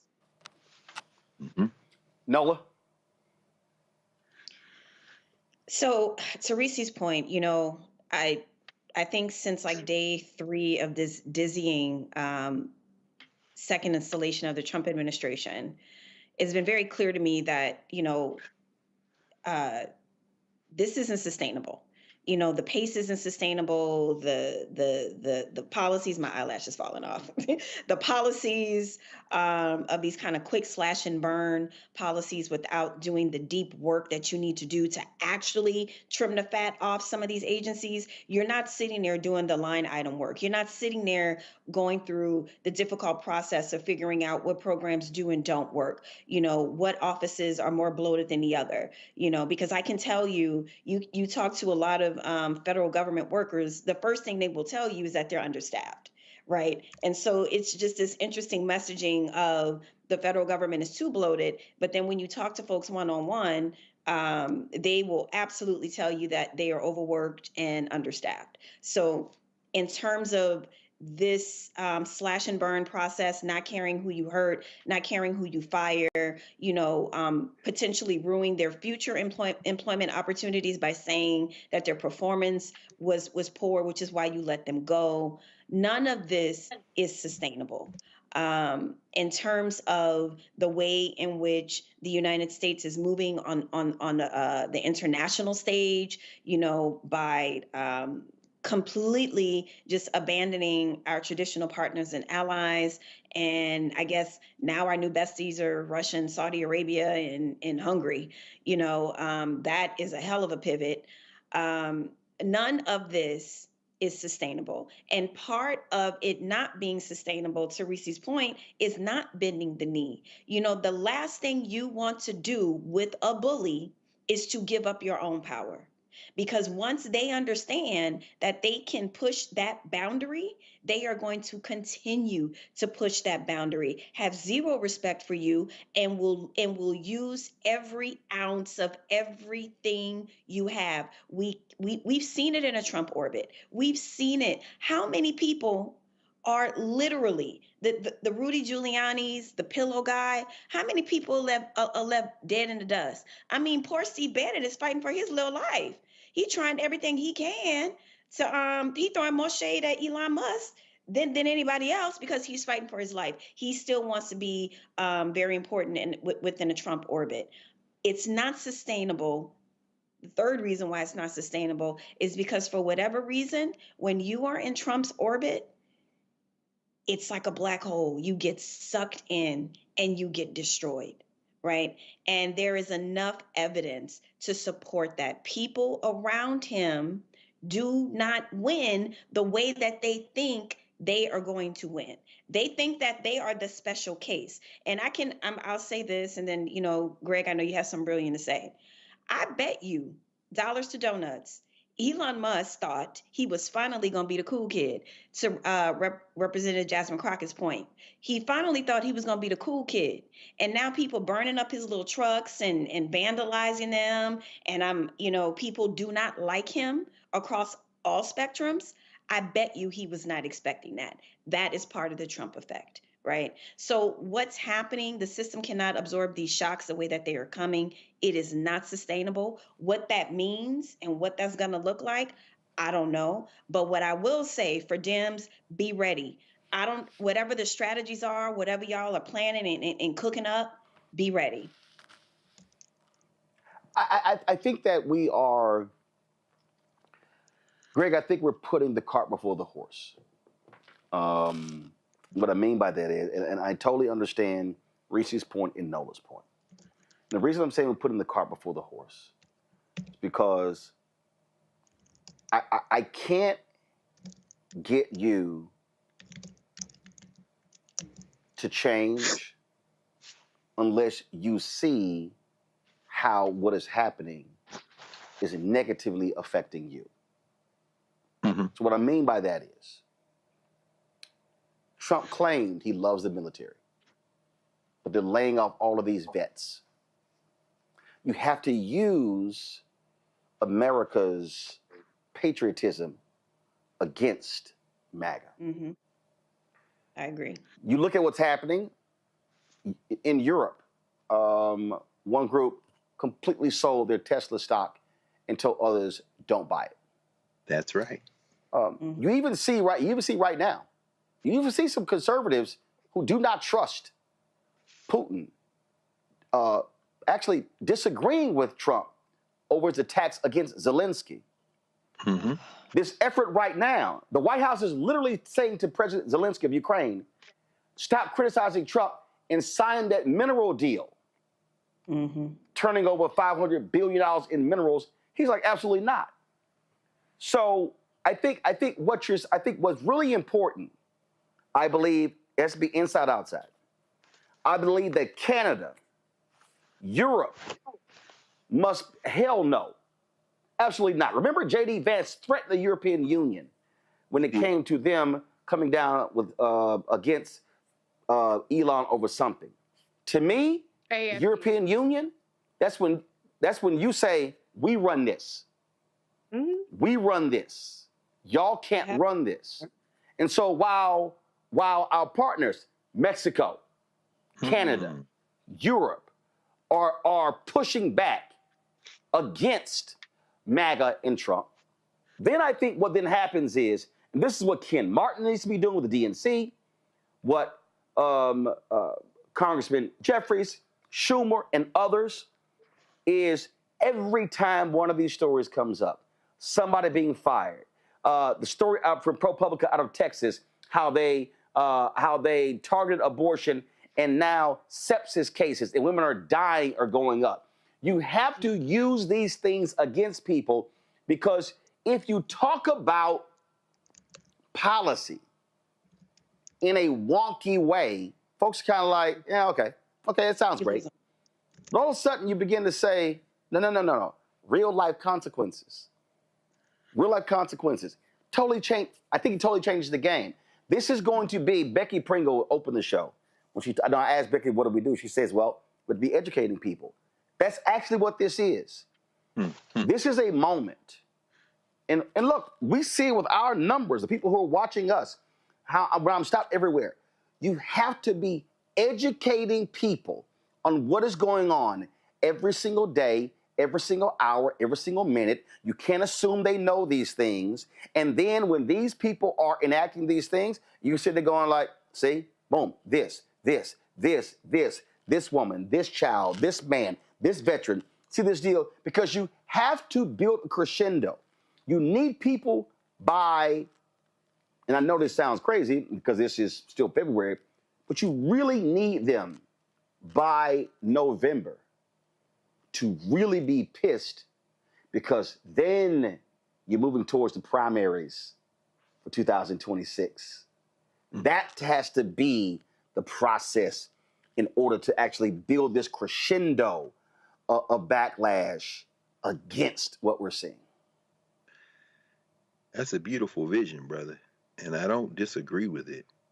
And I'll be honest with you, I need to sit and really think very deliberately, and I think this is, again, the deep value of Black Star Network, because none of us have the answer, but we need to now be very focused and deliberate in thinking through the implications of anything we say. What you just laid out, for example, in terms of unintended consequences and the pain forcing people to some form of action. Certainly in the limited context of how you started this story with X, we're already seeing shareholders in companies pushing back against some of these actions and policies. And I'm thinking now, particularly even as we do see advertisers flocking back to X, we also see shareholders very nervous now because stock is based on value, and value is based on perception. And perception, when you start talking about racism, has real deleterious possible effects. And when you start seeing shareholders say things like, you're eating into our profit margins, you're eating into the value of our stock because you are now signaling that you're a racist company, then that's a form of unintended consequences too. But you know what? It's funny. I think about, we all seen that movie, or at least maybe some people haven't seen it, Talladega Nights, right? with the super white nationalist hillbilly culture, the kind of thing that Will Ferrell has kind of mastered and projected himself through. I'm a happy white nationalist, Well, I thought about that when we were watching the damn car with Donald Trump going around the track at the NASCAR event. That's a form of white nationalism that is nativist. And I'm raising that for a very important reason. Steve Bannon is a globalist, but he also understands the value of nativism, meaning white nationalism that is localized to the country that you're in. His problem with Elon Musk, one of his problems, maybe the primary problem, is that Elon Musk is also a globalist, a white nationalist, but his globalism is backed up by a convergence of white nationalism and capitalism. So he doesn't recognize any national boundaries. And Steve Bannon is mad because in his nativism, his white nativism, even as he too is a globalist, he's looking at Elon Musk like, you're an immigrant. Now understand what the implications of that are when it comes to the unintended consequences. Project 2025, Kevin Roberts, the leader of that thing, Dr. Kevin Roberts, who wrote his dissertation on the Haitian Revolution and the rebellions of Africans in Louisiana and how they eventually assimilated into America, and who also said during the election season that the left, this will be a bloodless revolution if the left allows it to be. Kevin Roberts is a nativist white nationalist. He is not a globalist. The Project 2025 people are nativists. They believe they can create an American concept that can project so much power internationally that they can bend everybody else to their will. So when you lay out the vision that you laid, Roland, that our partners, Mexico, our partners, Canada, our partners, the European Union, should, form some type of solidarity politics and somehow create the type of external pressure that would allow us internally to organize and push back. That's a beautiful vision, and at the same time, it may run to the face of the reality that none of those countries have any incentive to help the United States except through pain that would be inflicted on them if they don't. But the European Union has already signaled that they are not only open to coming together more closely and to building their military strength, they are not necessarily averse to overtures to the to Russia, who has all this natural gas. Now, they don't like the Zelensky business, and they're going to say the right things, but don't forget that the EU lives in the world like the rest of the world, and whether it be Africa, whether it be the Saudis and the Arabs who are pissed off about this Gaza stuff and might use that as a proxy to get closer to other countries, the United States has no friends in the world. It never has. The rhetoric that it did have friends was all based on the fear that the United States may pull out something and fight people, and that would create a situation where people will be punished if they don't pretend like they like the United States. The United States has no allies, and neither do we. So when we as Black people say, our allies, there is no our allies. They are white nativists, there are white globalists and nationalists, there are capitalists, they're all fighting for power. And when we make the choice to strengthen our institutions, and I don't just mean domestically, I mean connections internationally. The Black Star Network is an international network. It doesn't stop at the four corners of the United States of America. You already, every time you go to Liberia or you broadcast from the Caribbean or you go back, you're reinforcing the fact that we have natural allies that we should strengthen those relationships with. We are reaching a moment when the beautiful vision of a society, a multicultural society, a United States of America that has everybody, is now going to be tested and shown to have always been a fantasy by the real politic of white nationalists and white nativists. They're going to tear each other apart. The question is, what will we do as they tear each other apart? And the answer is quite simple. Build Black strength through Black institutions, build coalitions beyond your neighborhood, your state, or even your country. And find out that that is the way that you will not only survive the coming moment, but in fact create the strength that will allow you to fight back and ultimately win out over these white nationalists. I think that's the strategy we have to pursue. It is, and we're going to go about 7 more minutes because I'm headed to the. We didn't get nominated this year, but they have the nominees reception for the NAACP Image Awards. And it's always quite interesting when here and I'm going to say this here. In the NAACP, where you at? Derek Johnson, where y'all at? You've got 2,000 branches. I'm confused. I don't understand why we have not. And I saw the other day they put out this advisory list of companies in DEI. No, I ain't talking about that. The power of the NAACP, not Thurgood Marshall and Legal Defense Fund. That was the courts. That was the law. The NAACP's power has always been about putting boots on the ground. It has always been about unleashing protest, unleashing pickets. And it wasn't performative, it was practical. It wasn't performative, it was political. And so this is a moment, Reese, that I dare say that if we're talking about how do you organize and mobilize, how do you teach, we're talking about institutions and structures. We're talking about Black church. I'm gonna go back to what King said, the 4 institutions that a prime position to liberate Black America: Negro Church, Negro Press, Negro fraternities and sororities, Negro professional business organizations. Black churches across America should be launching freedom schools with reckless abandon. Again, NAACP should be unleashing its chapters across the country when it comes to fighting what's going on. This is not a moment for folks to be quiet. This is not a moment for the black press, for black-owned media to be so engrossed in entertainment and who did what on Married to Medicine and who X was on and who this person and whatever and all that bullshit. That's right. This is literally a crisis moment. And thank God that when there was a crisis moment, Ida B. Wells Barnett facing a bounty on her head when white supremacists, when the KKK wanted that woman dead, she did not stop writing about lynchings. That's right. That's right. This is why, Reese, I can't tolerate these people with, oh my God, I'm resting, I've given up. Absolutely not.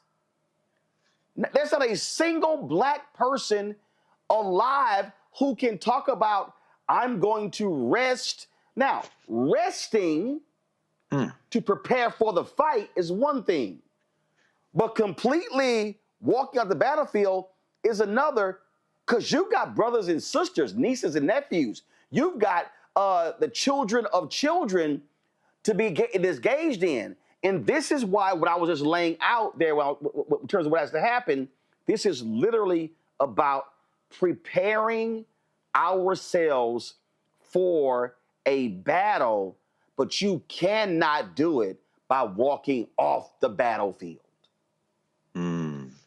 I agree.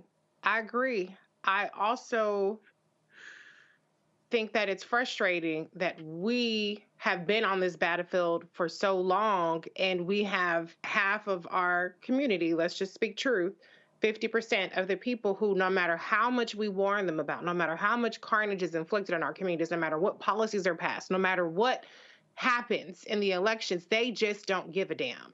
And so part of what we have to solve is not just telling people who have been in the fight to stay in the fight. Part of what has to happen is people who chose the couch, who sat on their ass, who refuse to open up their damn eyes. And some of them, to be fair, have a lot of shit going on. So I'm not trying to say that everybody is just an asshole if you didn't vote.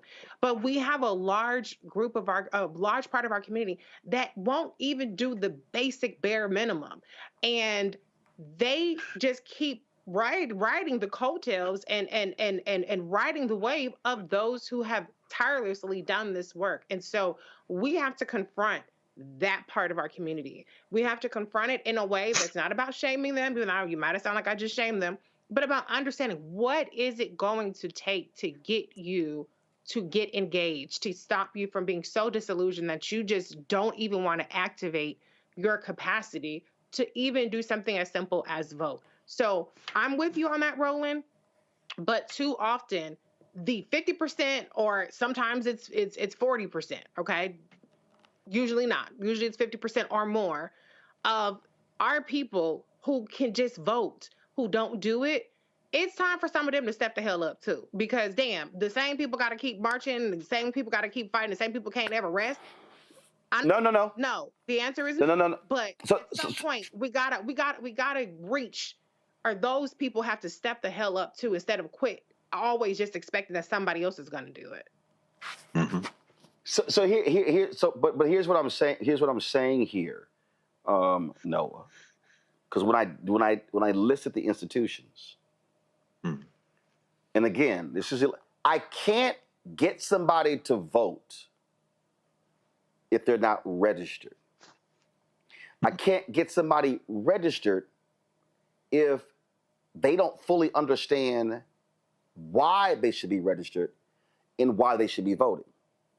What I am arguing is that I believe too many of our black institutions, and I'm talking about organizations, and I'm talking about NAACP, National Urban League, I'm talking about Divine Nine, I'm talking Alpha, Omega, Kappa, Iota, AKA, Delta, Zeta Phi Beta, Sigma Gamma Rho. Hope I didn't leave anybody off.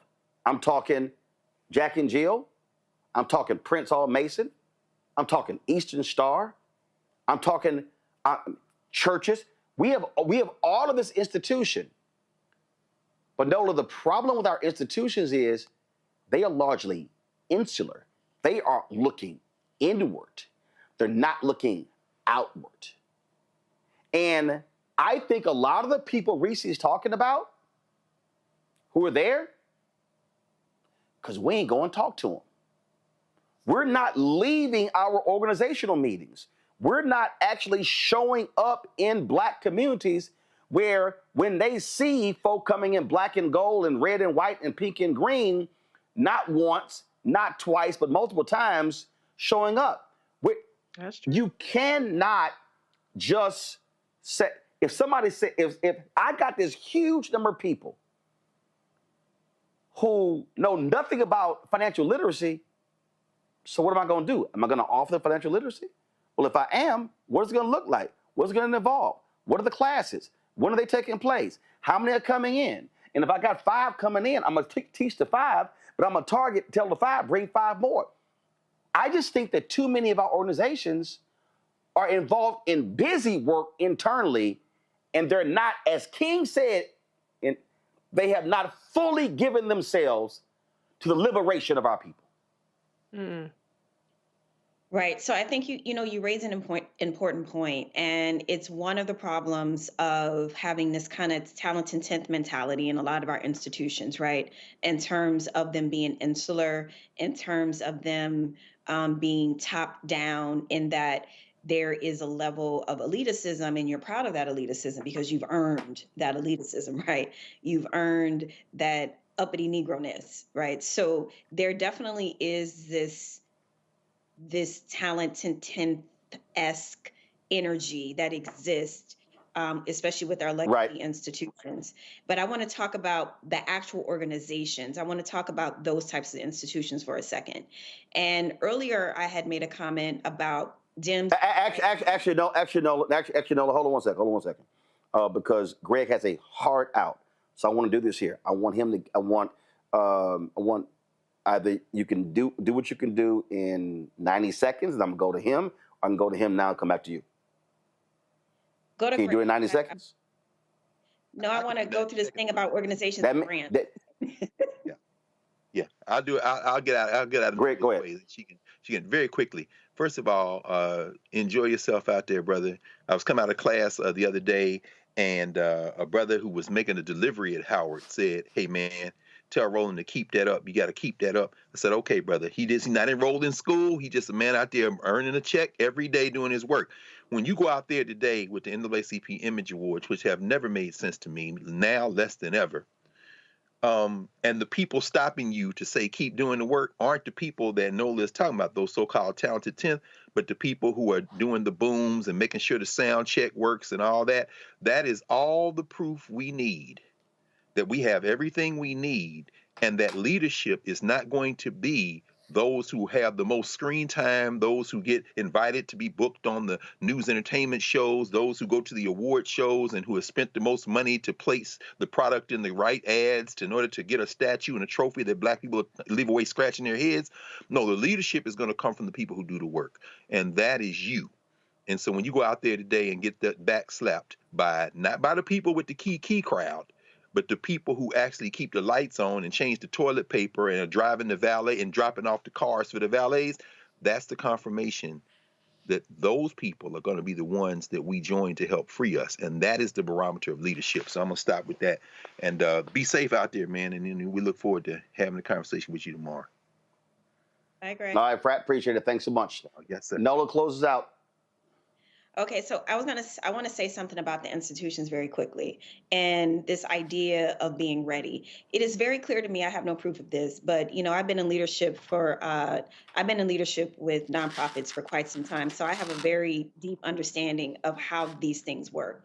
What I'm seeing from a lot of these Black organizations is that somewhere along the line they switch priorities, and a lot of the times for you to get that grant money, you're writing specific grants about what these larger kind of philanthropic places, the research and the things that they're interested in, what they want to see. So what I feel like has happened and what I've seen in a lot of nonprofits, that have strong memberships, their memberships just want to do the kind of sexy things. You know, the last thing on people's minds are taken to the streets and have to fight this fight again.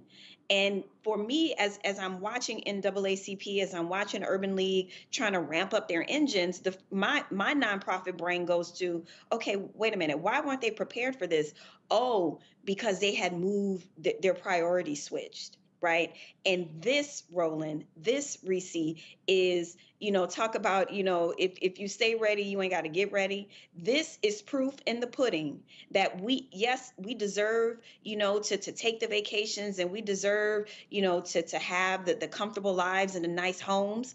But this moment that we are living through, this living moment in history, has proven to us that we cannot let our foot off the gas pedal when it comes to being able to tap into the resources of the community in terms of organizing. And a lot of these organizations, is very clear to me that they have switched those priorities, and now they're trying to switch back on that part of their organizations, right? And so for me, that's what I'm seeing. And that's why it's taken them a little long to try to figure this out. And personally, as long as I'm left on this planet, I never, ever want to be in a position to where we got to get caught up and we're kind of caught off guard like this. This ain't it. This is not it. Can I say one So more thing? let me be clear. Can I Okay, go ahead. say one more thing? I completely Go ahead. understand and recognize the value of organizations, but there's also capacity that we have within ourselves where we don't have to answer to gatekeepers. And some of these organizations are gatekeepers. They gatekeep people in and out, especially people that don't present a certain way, people that don't have the finesse of other people. And so one of the good things that we have is that we can be our own advocate. We can be our own organizer. It's obviously better if you have a group behind you, okay? There are people who come to me, I tell them, I'm not the NAACP. I ain't got a whole organization. It's just me.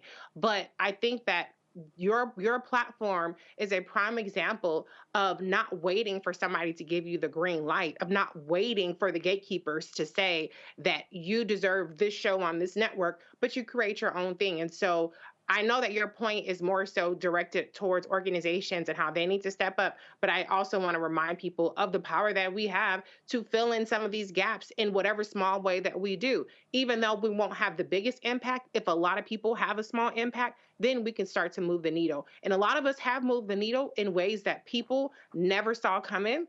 And it did actually make a difference for a number of people. Maybe didn't swing an election or anything, but it did help at least introduce new ideas. It did help introduce new ways of approaching things with or without an organization. So here's how I will close this out. When I say organization, we have formal organizations, and then we have informal organizations. The reason I'm specific about the formal organizations is because many of them have international, national, regional, state, local. You have infrastructure. They're vertically integrated and they're horizontally integrated. And so that's first. But for the individual, I need the individual to understand they actually have to get connected with some organizing entity. Stokely Carmichael always said, you cannot show me an African American who has played an impact on Black America who was not part of an organization. So that means also that people out there, and I hear this all the time, people say, well, man, it's just me. No, actually, it's not just you. Because you actually know people. You actually have friends. You actually have family. You have church members. You have neighbors. What you're talking about when it comes to voting, there's a person sitting out there watching or listening right now. They need to understand. They can literally say, I'm going to commit myself to making sure that 25 unregistered people get registered. And I'm going to make sure that those 25 vote. Now, imagine if 100 people in a neighborhood does that. It's 2,500 votes. It's 2,500 new votes. It really is that simple. And so I think what we have to do is we have to constantly remind the individual, you possess an enormous amount of power if you're willing to use it. If you're sitting here watching and you say, well, I don't know, you got to seek out. So much of what I talk about, y'all, comes from my parents founding a civic club. My parents didn't go to college. High school graduates. Dad worked at Amtrak. Mom worked insurance claims. And when they were in the civic club, and when they would be in meetings and people would ask about something, somebody would say, I don't know. They would then go, well, let's find out who does that. So who is that? Is that city? Is that county? Is that school district? How do we get these overgrown lots cut? Who cuts grass? How do we get these abandoned buildings that turn into crack houses torn down? What's the process there? Who does that? They literally went about doing those things. I need everybody who's watching and listening to understand these are regular, ordinary people. I think there was a brother, he lived on the other end. I think he was a graduate of Rice University. He may have been the only person who was a college graduate. I forgot his name. I got his face in my head right now. He's the only person who's a college graduate. This has nothing to do about who's a college graduate. It has nothing to do about who has a six-figure job. It has nothing. What it has to do with is there something you actually give a damn about. They cared about Clinton Park. Not just their house, not just their street, not just their block. They cared about the entire neighborhood. And so I need our people to understand we can absolutely fight back against MAGA, but you can't just think, well, I'm going to fight back national. No, not state, no, not city, no, not county, not city. I got to drill this thing down to, I got to start just where I am. I told y'all about Nehemiah, where they rebuilt a portion of the wall in front of their house, where they lived. It's the same thing. Everybody who's watching and listening, I need you to understand. I need you to start just where you are, and the people in your house, and then step out of your house, and then your neighbors, left, right, across the street, and then begin to build from there. That is the only way this thing changes. It's all doable, but it requires one person in a house saying, you know, I'm kind of fed up. That's all I ask of you. I need you to get in the game. Because your children are watching, your nieces and nephews are watching, your cousins are watching, your neighbors are watching. And you have no idea how, maybe if you get inspired to do it, then they'll wake up. Greg had to go. Nola, Reese, I appreciate y'all being on today's show. Thank you so very much. Folks, that is it for us. I will be live tomorrow from Los Angeles. And so look forward to seeing y'all tomorrow. Don't forget, if you want to support the work that we do, join our Bring the Funk fan club. Your resources are critical to us being able to do the work that we do. And so you can give via Cash App by using this QR code from Stripe. And if you're listening, just go to blackstarnetwork.com to get the QR code. Send your check and money order to P.O. Box 57196, Washington, D.C., 2003 7-0196. PayPal, R. Martin Unfiltered, Venmo, RM Unfiltered, Zelle, Roland at RolandSMartin.com, Roland at RolandMartinUnfiltered.com. Download the Black Star Network app, Apple phone, Android phone, Apple TV, Android TV, Roku, Amazon Fire TV, Xbox One, Samsung Smart TV. Be sure to get my book, White Fear, How the Browning of America is Making White Folks Lose Their Minds. Available bookstores nationwide. Get the audio version that I read on Audible. Also, of course, get our Roland Martin Unfiltered merchandise. You can simply get our 2 shirts. Hashtag we tried to tell you, FAFO 2025. Don't blame me. I voted for the black woman. There are other items that we have as well. Go to rolandmartin.creator-spring.com or go to theblackstarnetwork.com. Don't forget, download the app Fanbase. And also, if you want to invest in Fanbase, go to startengine.com/Fanbase. And don't forget, if you have the app Clubhouse, delete that app. Don't use it because they don't care. The venture capital firm behind them don't give a damn about black people. And so if you want to use audio rooms, use the audio rooms on Fan House. The hell with Clubhouse. Folks, that's it. I'll see y'all tomorrow right here on Roland Martin Unfiltered on the Black Star Network. Coming up next, our new show from Jamil Burley and Bria Baker. That's it. I'll see y'all tomorrow. Holla! Black Star Network is here. Oh, no punch! I'm real revolutionary right now. Thank you for being the voice of Black America. All momentum we have now, we have to keep this going. The video looks phenomenal. See, this difference between Black Star Network and black-owned media and something like CNN. You can't be black-owned media and be scared. It's time to be smart. Bring your eyeballs home. You dig?